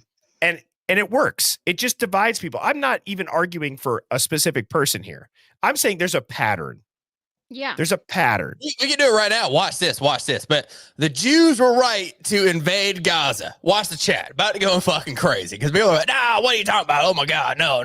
They can't do that. They can't do this. Can't do that. But there's certain topics. I get what you're saying. It's like, and it's especially when it comes to Andrew Tate, it's just kind of the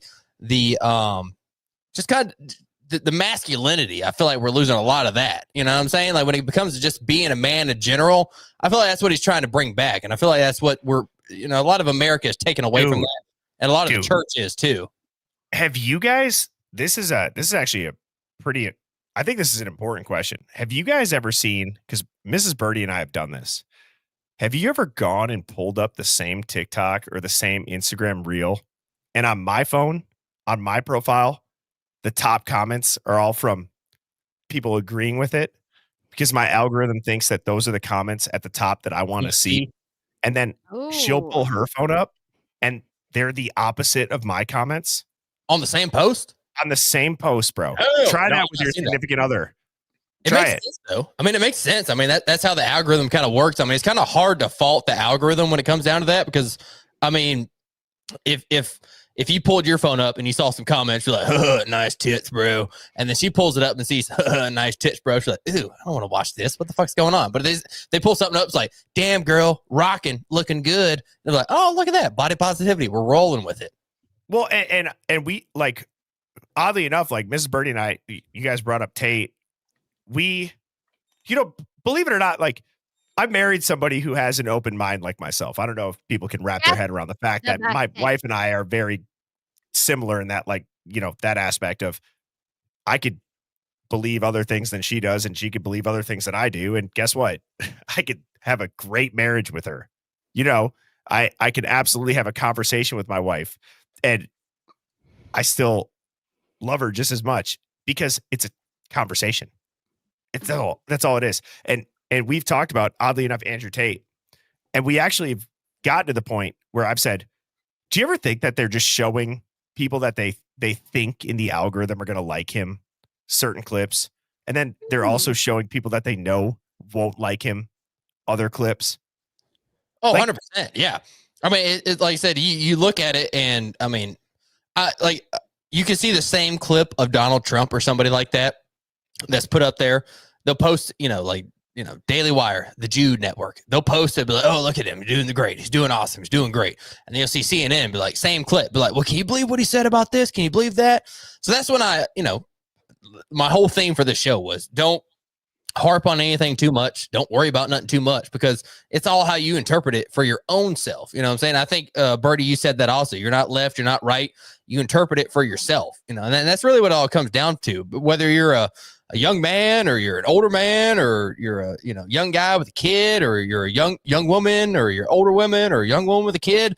I mean, there's a lot of opportunities for you on the internet to find something. The problem with today's internet is everybody with every kind of crazy opinion they have can be validated on some corner of the internet, because there's so many avenues on the internet now. No matter what you think and what you believe, you can find a corner and you can be validated for it. And you will live in there. The algorithm will make you live in there. And I look, one of the things that I haven't done much tonight, real quick, Sammy, just to finish this, I haven't done much tonight.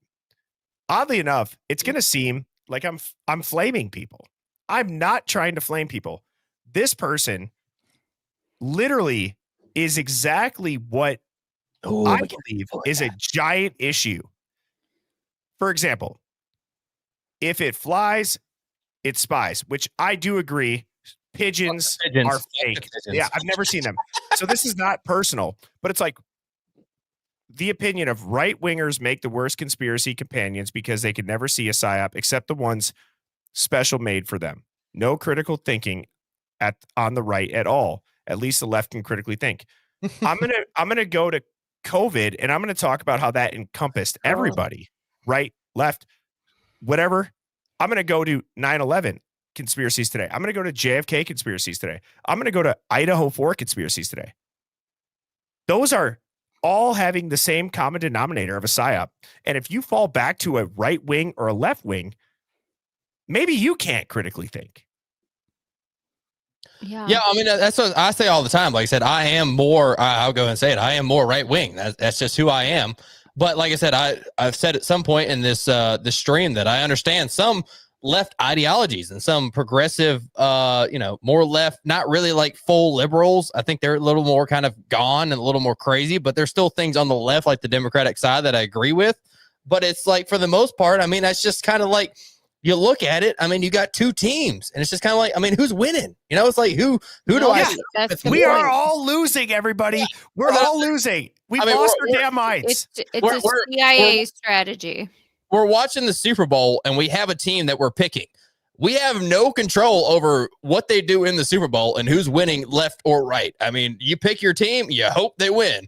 If they lose, you're like, all right, well, this is why we lost. This is what happened. Let's try to do better. That's all bullshit too, by the way. As we see the Kansas City Chiefs refs cheat like motherfuckers. There we go, Sammy. Look at that. She knows. They couldn't pull him out with last year's Super Bowl with the Eagles, man. They fucking dominated. Fucking cheat. And look, I just real quick. I feel bad whenever it's somebody's comment that I do that, because I'm not even necessarily disagreeing with everything that person says, but I'm like, it is just ironic that we're having this conversation, and in the midst of making a point, they are falling into the trap of this division. Because at the end of the day, do you really think right wing or left wing has done anything beneficial or done anything but divide us? Like, it's so effed up and ass backwards. This is not a political speech. I don't care if people have the same values as me. Why do you I don't also care to share them. Let me just why? Let me. That's why. And my point is, like, I don't care to necessarily get on here and talk politics, but I'm also not afraid to, because there's going to be people that agree with me and there's going to be people that disagree with me. Just like I would agree with you and you would agree or disagree with me. And I understand this stream tonight was meant to talk about the bigger picture, which is what we did to an extent. And that is, we are all controlled. Nobody is coming to save us. The only people that we really have are the people in the chat. And yet we can't even see it ourselves, depending on what topic we talk about. And that's sad and that's wrong. Well, and I'm trying to just get that into people's heads, is you can't pick and choose the topic that you want to critically think about.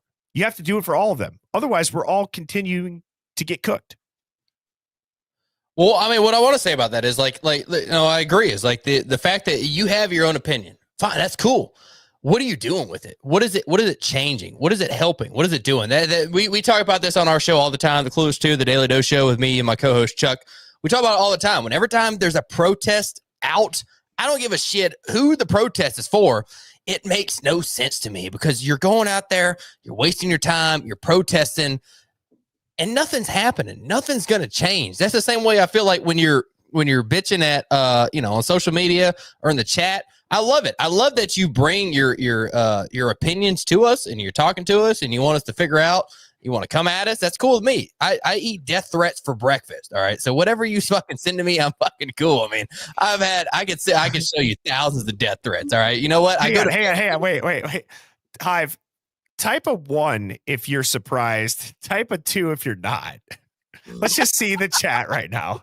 Type a 1 if you're surprised on that stat. Type a 2 if you're not surprised. I get them all the time. And you know what? For me, it's like, I'm going to keep doing what I do until someone comes and kills me. It's kind of rough. It's kind of, morbid maybe.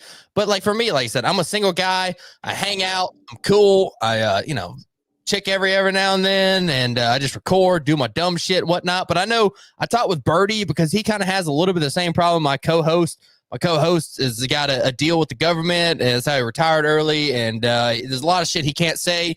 I know Birdie's got a life, family, and everything about that. Sammy, I've realized, still has a real job, so we'll make sure she's okay, not getting attacked or anything like that.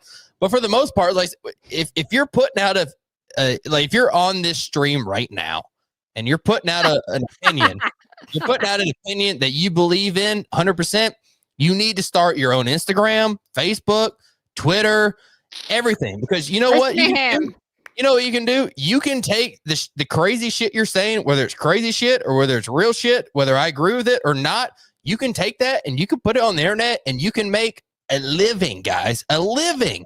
Why are you doing it for free? Why are you bitching in the comments? Why are you going on Instagram? Yep. On your lunch break? Why are you bitching at random people that will never acknowledge you? Why are you doing all that? Do it on your own page. Do it on your own time so you can make money from it and so you can expand yourself. And you might say, I don't really give a fuck about it a whole lot. That's fine. Post like 3 times a week. You'll eventually make money, man. Just keep doing it. Get your own page going. That's what I want to say to all the haters that are just like bitching. But they're not even haters. I don't want to say that. They just have controversial opinions, which I'm cool with. I love that. I like that. We want to have a conversation, and we're doing it. That's right.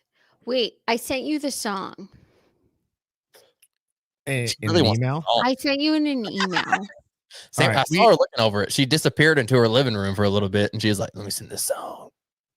All right, I'm gonna pull that up and well, Birdie was talking to me about copyright shit. Like we played a Kanye song at the beginning of the show. Is that not copyright? I got so into that because I'm obsessed. I have all of Kanye's CDs, and I swear to you, can I all the motherfucking time. Let me give everybody a little tip and trick. We gotta play Hallelujah after this. Hallelujah by Kanye. Well, here's the thing. Down. But Hang I love Power. What? Yep. So to that point about the copyright. So Brandon, yeah, you're cross streaming, but I will say this. Oh, if you just hang on, you're not cooked. Here's a little tip or trick I learned. It's gonna get flagged, but all you do is because it's in the intro, you just trim the segment and you keep everything else. Oh, just trim the front off. Okay. You just trim the front off. That's why I'm able to do that. So people go, how do you get that? How do you get the music? So good. Because I'd rather. I was 100%. It's like, I love Birdie, man. Yeah. So you just trim it off. That's it. Living in that 21st century. All right. Let me play this. Fuck yeah. Take us out here. So. From music up, or will we get a copyright strike from the FBI? If we play Kash Patel's girlfriend's country music, will we get a copyright strike from the feds? Because I'm curious, by the way, if she's a country music sensation, I would just like to know that. I would like to know that. I'd like to be... I think if we just play a little bit, it'll be okay. Okay. Tel Aviv, I've been in Tel Aviv, it's such a pretty sea. I love Tel Aviv, Israel is for me. I love Kash Patel, Indians don't smell, that's a stereotype. I'm just a country star, I met him at a bar. I'm not a Mossad plant, why would you say that? Why would you say that? There's lots of files in the office. It's impossible to say which ones are Jeffrey's. Let it go. She releases a song. Let it go. 'Cause we're proud Americans. We're concerned with our families. We don't need to see no files. Mind your own business. Mind your own business. I mean, put it on Spotify, put it on iTunes. I want to download it. It feels this way. It feels like that is the country song right now. We're proud Americans. We don't need to see no files. All we get is fed slop every day, all day. Yes, I am. I'll record that with you, Tim. I will. You and I will drop a country song because it's. Brandon, do you want to riff off that? If you promise to not get the channel banned. Baby, I'm a country boy dealing with the Israelis. Fuck that hoe lately. I don't know her name, baby. I've been drinking lately. Got a lot of Bud Light. I've been feeling lazy, but I'm on with Birdie. We doing okay. That's what I got. So. That's not bad for a random. Dude, my co-host makes me do that bullshit all the time. I gotta. Normally, it's like talking about like babies upside down and like drugs and shit like that. But we work. Yeah, we're good. It's I will say the country song, man. It sounds like the new age country, man. It's just all fucking. Britney's in her mansion. Wall Street's fucking your pension. It's funny, man. No, I know. I like Tim Dillon and his because they were talking about Alexis Wilkins. That's Kash Patel's girlfriend. And she's like a honeypot for Israel or something like that. Dude, I know you've been talking a lot about like Israel and the Jews, so it might not be the best application given what people just said. Have you ever tried out for Barstool though? I could see that. Yeah, I mean, I hit him up and I've talked. Oh my god, what? Dave Portnoy would hate him. Yeah. As long as he doesn't see this. I didn't know Dave is that big of a Jew. I know he's got his problems he's got going on right now, but I've thought about. I applied to Barstool at my grandma's funeral. I did. I was like, oh shit, like maybe my life will turn around right here. Like grandma died. Let me try again on Barstool. Then I started looking back into it. Like, man, I don't know if I want people. you know, I don't want someone controlling me. And then we talked about like, I did like, what did I do? I did a rap on our show, and we got like a cease and desist. I said about Barstool. I said, what did I say? Oh, let me think about it. Cash is king, but I'm king of cash. I can now afford to eat Bree's ass, is what I said. Wait, was that with the Bree and the Zach Bryan? Yeah. Oh my God. Cash is king, but I'm king of cash. I can afford to eat Bree's ass. I was like, that's a fucking bar right there, baby. Look at that. So, and you got a season assist? Yeah. I did a whole video on it, man. Wow. They were fucking pissed about it, dude. And I said something. Your regular Cardi B. I had another line in there. Something about your Barty. Something else about eating out Bree's ass. Jesus. Well, why? That's freedom of speech to an extent. There's worse in rap songs like elsewhere. Why'd you get a season assist? I said there's something else. This was like 6 months ago or something like that. I just kept talking about the show. I had something about I said something about Dave. It wasn't about him being a Jew or anything like that. That was after I found out. But no, I don't know, man. You know, people just get all upset about that and whatnot, and they're just bitching, and I don't know, man. I just do my life, man. I was like I love Barstool. I still watch them. I still click up with a few of their members and talk to them, but I don't think they're going to let me on there, man. I don't see any other organization except for Birdie Studios extravaganza fucking bringing me on as a full-time commentator. I love you. I have to go, Birdie. Look at that guy. I want Grammy. Pull up Grammy Tommy. I'm gonna come to his next birthday. I don't know who that is, but and real quick, I just want to say, Sammy, thank you for popping on. Cheers to you, Brandon. Stay up here for a second.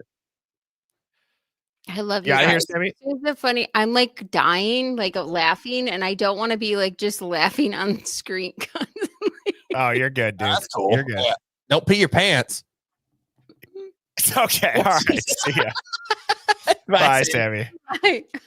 You know, I originally told Birdie I had to get off early, but we recorded our show before this, and I'm like, fuck it, dude. The beers are rolling. I'm good to go for another fucking hour if you want to, man. I'm in that mode. I don't know what you want me to do, man. I'll go grab a beer.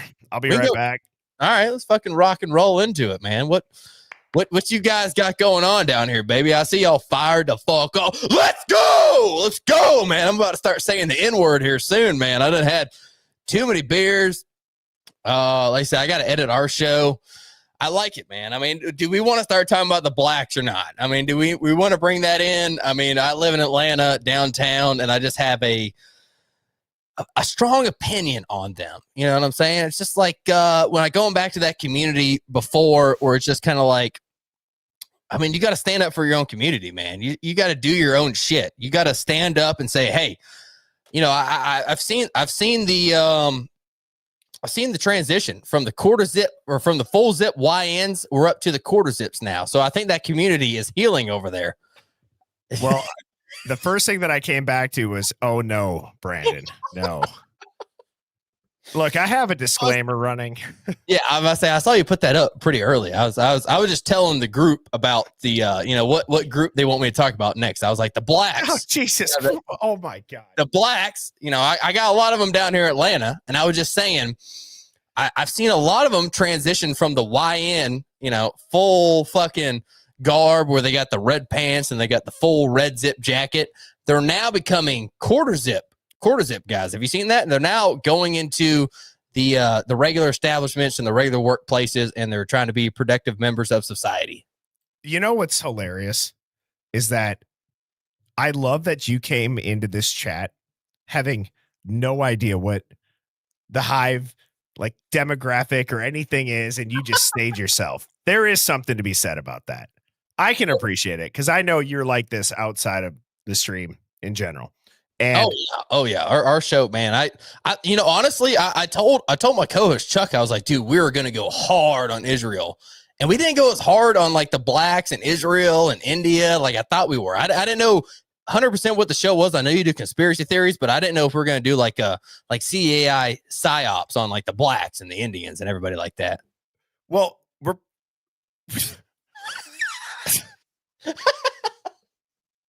I don't know what to say because to your point, like the minority groups have had a shit ton of psyops ran on them.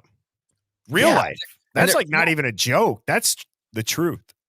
You know? I feel like the blacks had it best though, because they were in America. You know, at least the CIA kept them there. Like all the other groups of people, they're outside the U.S. Like, could you imagine living in India and you got to deal with a psyop and you got to deal with all the cows and the bullshit, and there's like 3 women over there, man? You know, I mean, that's a terrible life. I just can't. Do we have anybody from India in the chat that can confer that India living a terrible life? I don't know if we do. And again, I'm just going to give a disclaimer. I have no idea where this is going to go at all. So, you know, we're talking about conspiracies and psyops. If you had tuned in for the Idaho 4, we scratched the surface tonight with like a single fingernail. That's about it. About as much DNA left on the Idaho 4 tonight as Bryan Kohberger left on that damn brand new leather knife sheath. But I do know that, to your point, Brandon, about talking about other psyops and conspiracies and in different countries, I get asked a lot, how often are you going to just talk about the Idaho 4? I've decided to like make my bed in that, where I'm like, that's the case that has really like gotten me completely psychotically obsessed with it. But I've known you for a handful of years. We've talked a bunch of other conspiracies. I've been on your show before talking about how JonBenet Ramsey might be fucking Katy Perry. Yeah, no, I mean, like I said, we've got, you know, a lot of, you know, I like the conspiracy theories, and I do. I really get into them. Like I said, we dive into them on our show for a little while. But one of the big things, you know, just in general, it's like I talked about it. It's like, how are politics, you know, if we bitch about them and talked about them in the show, how's that really helping us? How is the conspiracies really helping us? What's that doing? So I like talking about them, but it kind of only gets a few, you know, maybe a small group of people kind of really into it. I like talking about kind of more of the problems that are in America. Like, what the fuck's wrong with America? Like, why do we have so many problems in our country that's supposed to be so great? We fucking kicked everybody's ass in the fucking world to get this country, and now we're just letting it go to shit. And, you know, I don't like doing a political show. I really don't. I don't like talking about politics a whole lot. I wish there was a moment in reality that now that I'm grown to where I don't have to talk about it, but I feel like it's so involved in our lives that we have to talk about it. Do you remember that as a kid though? Like, I remember my dad going to vote for Obama. That was like the biggest, you know, Obama. Both my parents voted for Obama too. Oh, my dad didn't vote. He voted for he voted for the white guy. But what I'm saying is, I remember the election. And I just remember, I was like, that's when I first started hearing about politics. Like, was it always a big deal when we were kids, or is it just the fact that we got older and now it's a big deal for us? Well, that's a great question, because when did politics become extreme? Like, I'm talking the ramp up of mainstream. Yeah. I like who you think of or who you vote for politically is who you're friends with. That has to be an our generation thing. Yeah, I hate that shit. Our whole life, right? That's what I'm trying to figure out, because I've got friends that vote completely different from me, and I would never know it. I would never know it hanging out with them. Like, dude, we're cool. We're fucking awesome. We're hanging out. We're having a good time and whatnot.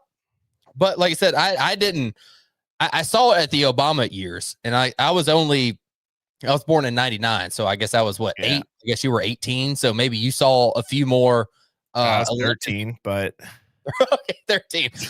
Were the elections, was like the Clinton election anything like that, or the Bush election? That's a good question. Let's ask that. So Hive, if you could vote, if you were 18, because Obama's first term was 08, right? Yeah. Yep. I saw somebody say 9/11 could have also been another turning point for that. Like 2001. That would you guys type of one if you could vote between 2001 and 2008, if like that what I think is called identity politics, where like who you vote for determines your friend group. I just feel like it didn't really fucking matter back in the early 2000s and the 90s. Like, yeah, we're going to war. We've got Clinton. We've got Bush. We got Bush again. Like, we're going to war. We don't like it, but who gives a fuck? You know what I'm saying? We can't change anything about it. We voted for this guy, or we didn't vote for this guy. Now it's over with. What can we do to change about it? And that's what I wish America would come back to, is we can't change anything about the guy who's the fucking president, whether it's Trump, Biden, you know, it doesn't fucking matter. It's just like, live your normal life. You know, it's like, why are people nowadays going at each other for who they voted for or their ideals? Well, I'll even take that a step further and say, if you hate the person that's in office, this is I think a relatively popular analogy, but like my dad would say this to me. He would always say, do you want the pilot of your plane, just because you hate them, to crash and kill everybody and burn it to the ground? Or do you just want to land safely where you're going? You know what I mean? And it's kind of like the same way of a president. Okay, so you didn't vote for the guy. At the end of the day, you want where you live and your own personal life to not be in jeopardy. And if you take the news out of it, I'd be curious how many people would still feel like, I don't know. It just, dude, being president, this is my opinion. I'm president. I don't know where this is going to go. So I'm just ranting right now. They fucking came up with the idea of being president when they were writing with feathers by candlelight. And there was like however many millions of people at that time. Maybe 10 million in the 13 colonies? 11 million? What are we at now? 400 million? Yeah, a lot of fucking people. You can't be president. It's an impossible job. Well, I like the comparison of the flight too, because like normally you get on a flight. I mean, you might see the pilot, you might not, you know, but you don't know. You just like, I don't give a shit who's up there. I just know he's qualified. You know, so if people said he's good enough to go up there, I guess he's good enough for me. You know what I'm saying? For the most part, it's like, okay, we're good. We're go. It's good to go. The other part of it, what was your other part of it? It was about, well, for the plane part? Oh, no, my bad. Yeah, the founding fathers, when they found... they wrote this shit, but they came up with this idea with feathers and candlelight. Well, it's also like you look at it, you know, you got these, let's say you start a business, you know, you got 10 employees, you got 10 people working for you. You're like, okay, all right, this is the game plan for 10 people. Well, that game plan probably isn't going to work for when you got 10,000 employees. You know what I'm saying? But how do you, as the owner of the company, go and say, hey, we need to drastically change things now that we got a shit ton more people in here? Yeah. I mean, I agree. And dude, it's like, look, at the end of the day, if I could sum all this up just to wrap this in a bow, right? You shouldn't be worried about what everyday people are saying if it's only because you emotionally disagree with them, right? Like disagree with them, but it's like, I am the same as you. You are the same as people in the chat. People in the chat are the same as me. We are all just the same level of people talking. It's possible to be a good person and have different ideas. Yeah. Right. And look, I'm not going to be somebody who tries to befriend everybody just because they have a different opinion, because I think at a certain point you look soft. I kind of fell victim to that at a certain point, right? About this specific case. When people try to break you down for your thoughts and your ideas, they're saying, no, you're wrong. You're bitter. You can't say that. You can't do this. You can't do that. That makes people want to say, well, why the fuck can I not do it? Now I want to do it more. Yeah. Well, that's the whole point, is like, if we don't have this overarching reach on, like the freedom to think out loud, right? I'm not saying that I agree with everything that I hear. I think it's just rather, it bothers me more because I'm somebody who, if I hear something I don't like, I just scroll by it. That's just, I don't know. Like, just you know what I'm saying? So whenever I see somebody like put a target on me for talking about on a way less controversial than some of the topics like we've had brought up tonight, like Bryan Kohberger, I'm like, hold on. I start my entire show with, if you're easily rattled or if you're offended on behalf of others, you're not going to like this, because we're going to think past what you see on your TV.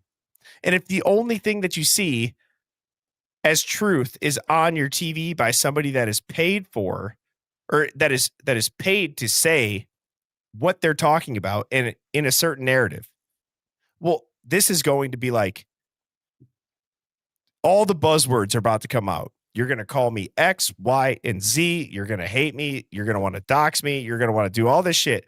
But if you pay attention to the chat, there are so many people that think the same way about this topic that you're just shocked to learn about.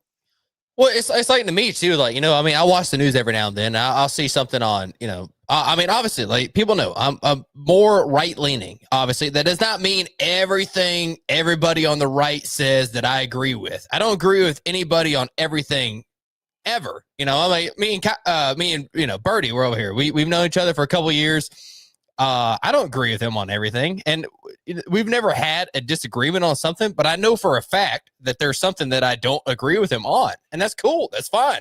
That's what makes us different. I mean, if not, we'd be just the same fucking person, just fucking blowing each other's cocks, just like, oh, look at this, look at that, look at this, look at that. Like, no, we're not fucking doing that. So there's no problem with having a different opinion. It's just how you bring your opinion about. Like, if you're bringing your opinion and you're being a fucking asshole and dick about it, like, it's hard to deal with someone that's like that. Like, just talk about it, hop on the stream, hop on my podcast, hop on Birdie's stream. It don't matter to me. We'll talk to fucking anybody, dude. It's just like, what's going on? And that's what blew my mind the most, that Tucker Carlson is under heat for having someone that has a different opinion than Tucker. They're both conservatives, but they have different opinions. He had Nick Fuentes on, and now everyone's up fucking Tucker's ass about having him on. And he was on Megyn Kelly, and she was asking him shit like, hey, why did you not ask him this? Why did you not ask him that? Like, bitch, do you want him on your show? Here's his fucking number. Call him. Get him on. I'm not a reporter for fucking everybody. Birdie's not a reporter for fucking everybody. If you want to speak your opinion, fucking come on the show and talk about it. That's the biggest thing that I think we have the drawback from, is people who feel like their opinions are not heard, but they don't want to talk about it. They don't want to come on. They don't want to differ. They want to hear an opposing, thought about it.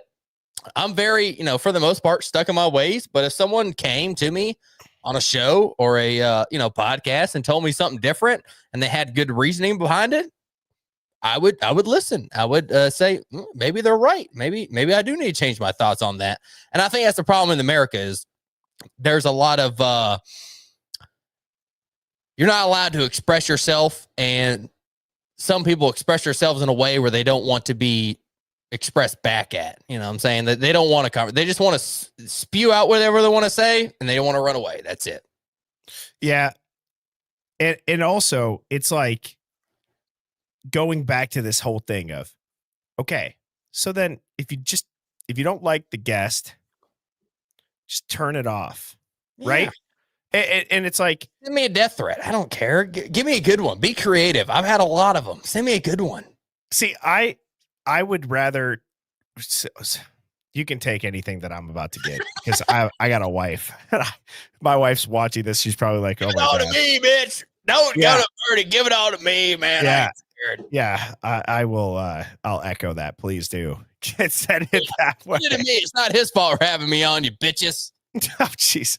Well, look, I appreciate. Look, here's the one thing that I will say. I appreciate that at least the majority of people that are tuning in tonight, if they hated you, if they loved you, if they hate me, if they love me, same thing with Sammy T, any of the guests that I have on,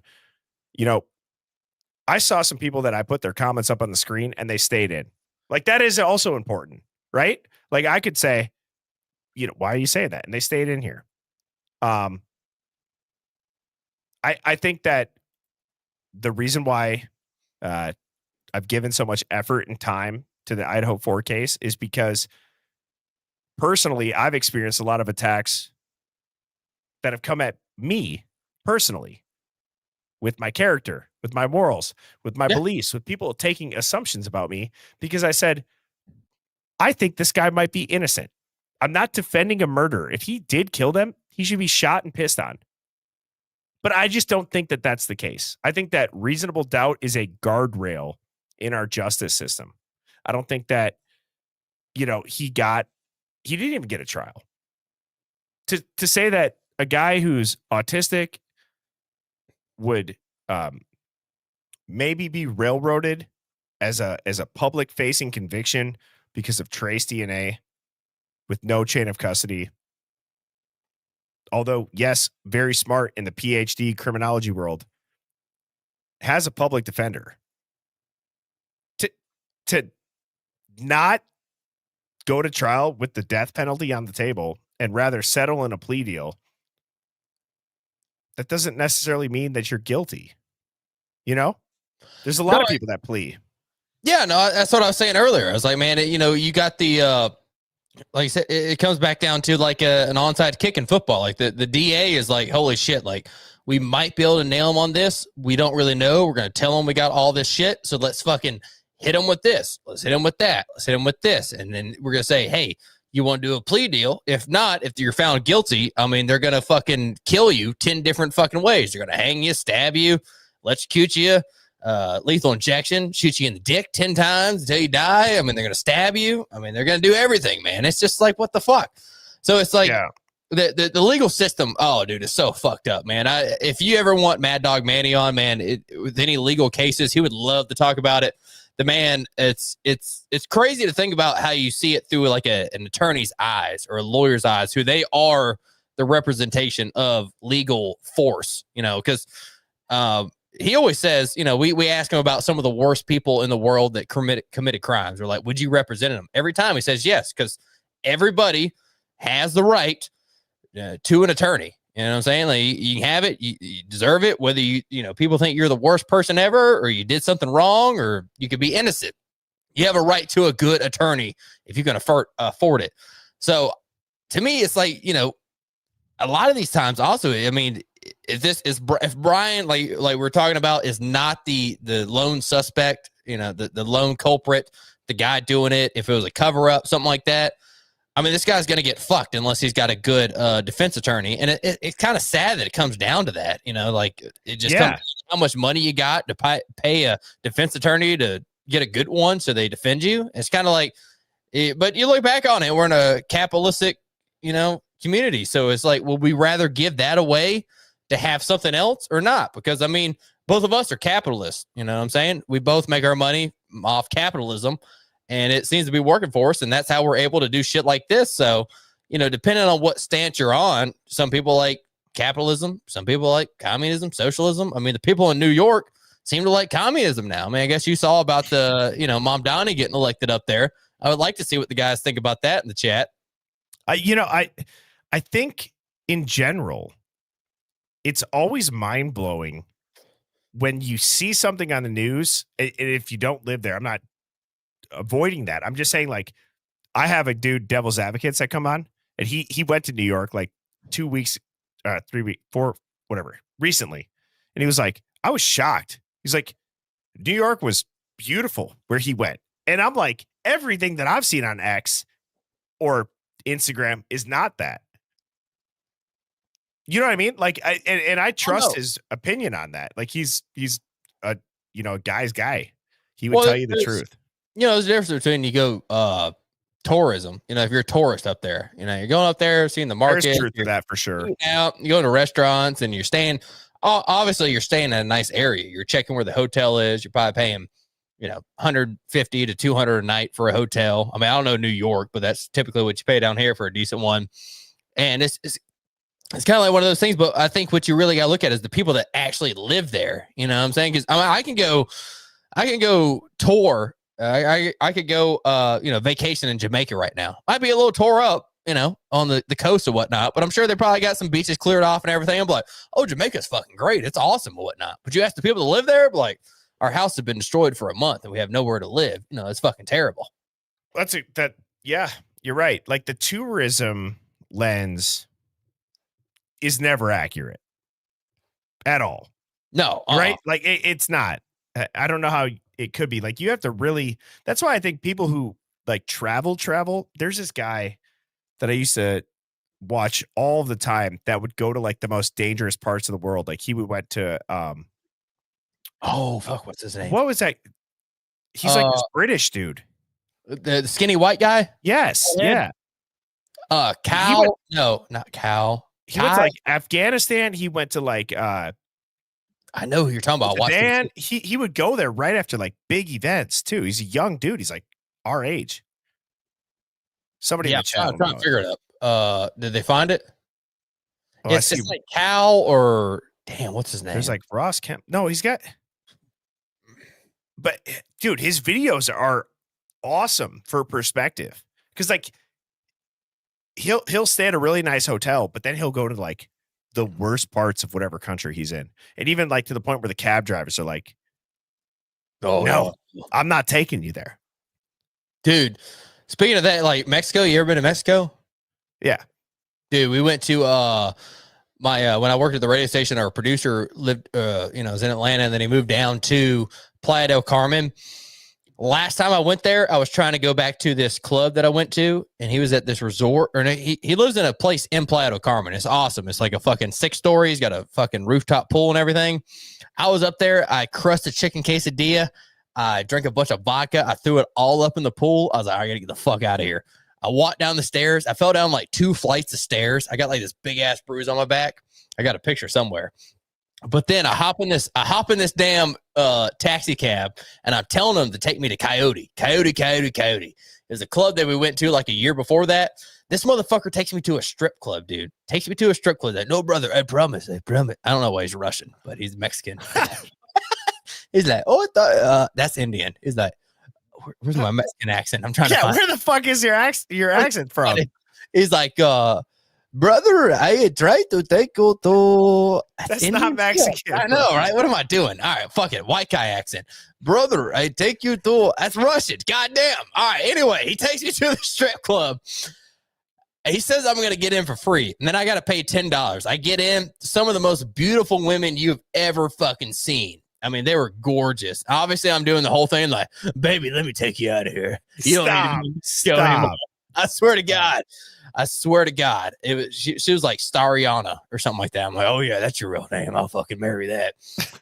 Well, at some point at the night, all my cards got shut off. I was using all my cards, suspicious activity. They shut it off. I go outside to a taxi cab. I ask them, I said, hey, can you take me home? They're like, brother, do you have money? I'm like, dude, I promise when I get back to the hotel, I have money. All my cards are shut off. So I shut up. They're all shut off. I'm walking back. I had to walk 12 miles back in like the fucking real part of Mexico, man. It was fucking terrible, dude. I got pictures and everything with the federales. They're letting me hold the gun and whatnot. I got funny hats on. The cops pull me over. They search me. I'm like, Jesus Christ, I don't have any drugs or money. Can you please take me home? They didn't take me home. I ended up on a fucking really nice resort patio, and they're like, get out of here. Get out of here. I'm like, I'm American. I'm white. Stop. Like, Stop. Okay. I swear to God, dude. And I'm like, I asked him, like, can I call my buddy, guy I was living with, guy I was staying with, Nate? Call him. Didn't answer. I'm walking away, and it's like a movie out of Homeward Bound or something. He's like, brother. I'm like, what's up, man? He's like, your friend called you back. I'm like, oh shit. All right, cool. So I go talk to him, and I walk. You didn't have away. your phone on you? It did. It died. It's dead. Oh. It's gone. It's no help. I finally get back like 3 hours later. I'm like 4 a.m. I'm in the alley. I'm screaming like, Nate, let me up. Finally let me up, man. But that's, that's just like a story of just understanding your surroundings and making sure where you are. You know what I'm saying? Just like when you get into shitty situations, you just got to be aware of what's happening around you. Well, I don't know what we were talking about before. I just kind of ran into that. I'm going to be honest. I have no idea how that entire story just got told, bro. I mean, I'm still tripping on the accents that you were trying to get dialed in. I couldn't find the Mexican one. I had the Russian and the Indian dialed up, but I could not find the Mexican one. Somebody said you had the Mexican Hulk Hogan. That's what you sounded like. Oh, that's hilarious. No, I don't know what happened to my Mexican, man. I'm usually pretty good at the Mexican one. I'm surprised Indian didn't come out, but Russian, Indian, Mexican, we're usually pretty good with it. I've tried them. I might have to go to the doctor and figure out what happened. Oh my God. Well, dude, it's like to wrap this up, because I got to get to bed. My wife, when I went out to grab the beer, she's like, how long is this going to go? And I go, I have no idea. I mean, Birdie's been trying to wrap it up for like 45 minutes over here. Well, no, dude, it's nothing. It's really, it's not anything. It's just like, dude, I have to try and, again, just, I wish people could get inside my brain where when I hear this, I wish they could see how like my thought process of, okay, how can we get people to understand that we're all still thinking towards the same thing? And it's like, nobody likes to be controlled. Nobody likes to be told what to think or what they can say, what they can't say. And no matter what the topic is, you know what I mean? That's why I think I kind of went a little bit off on like, people will look at the Idaho 4 case in one way and call out this corruption, but then it's like something that they haven't given that same effort or thought towards. Right. Or if it's something maybe they haven't looked at in that light, it bothers them. The literal same denominator of emotionally triggering aspects that maybe you haven't looked into to an extent.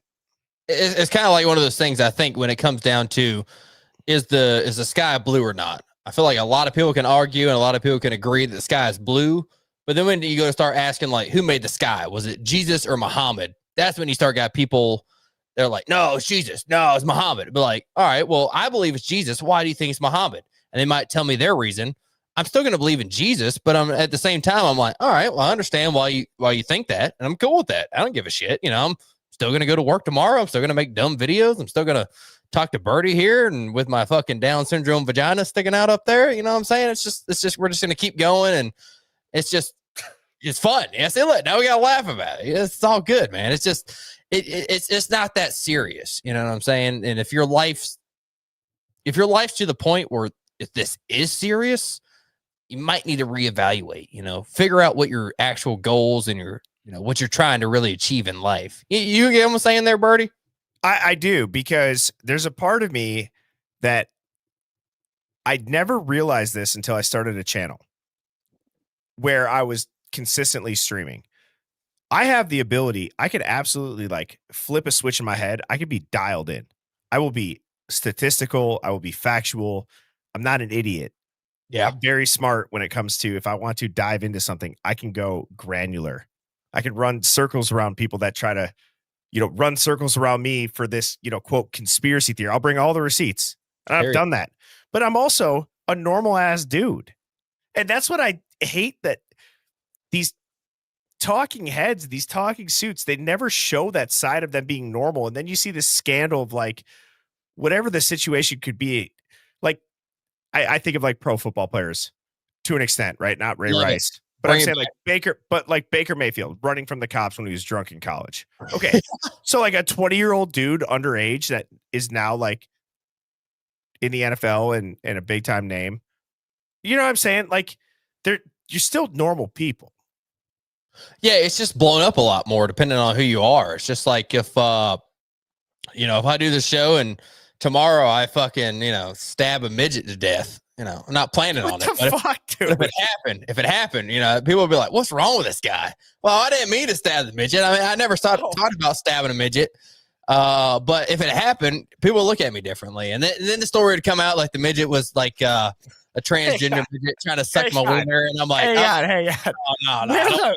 I stabbed him in the throat. No. What the fuck, dude? Where is this coming from? It's my mind, man. It's wild. I just think about the worst case scenarios that I could get myself in and get in trouble with. Like, I don't see a lot of midgets. Do you see a lot of midgets where you live? No, not really. Can you not like understand? Like, you come across one of them and they're hostile, and you got to get in an altercation with them.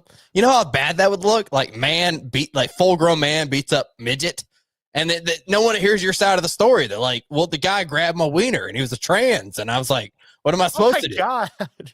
Scary, isn't it? It's a scary world we live in. And Birdie, you got to be ready for it, man. I'm just letting you know, there's a lot of shit that can go on out there. You know, everybody on the chat too, you got to be watching out for the mid. Yeah, they'll fucking attack you in a heartbeat. Just be careful. Be ready. I'm so out of my element, bro. When it comes to that, I'm in your element, brother. I know. I love your element. It's fun. I'm enjoying it tonight. I don't have to lead anything.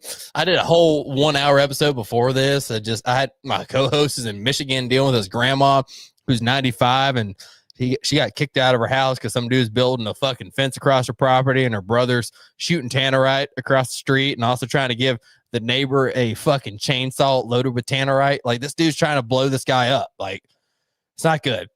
It's bad. Chuck's great uncle is trying to blow this guy up. He's trying to gift this neighbor a chainsaw full of tannerite and gasoline that blows up when he cranks it on his first strike. So I don't know, man. It's I got a lot going on, and I'm just trying to my mind's got a lot of shit going on. You know, I don't know. This might have been too much for the first episode. I don't know if I'm ever going to be invited back on the show, but I loved it. It was a good time.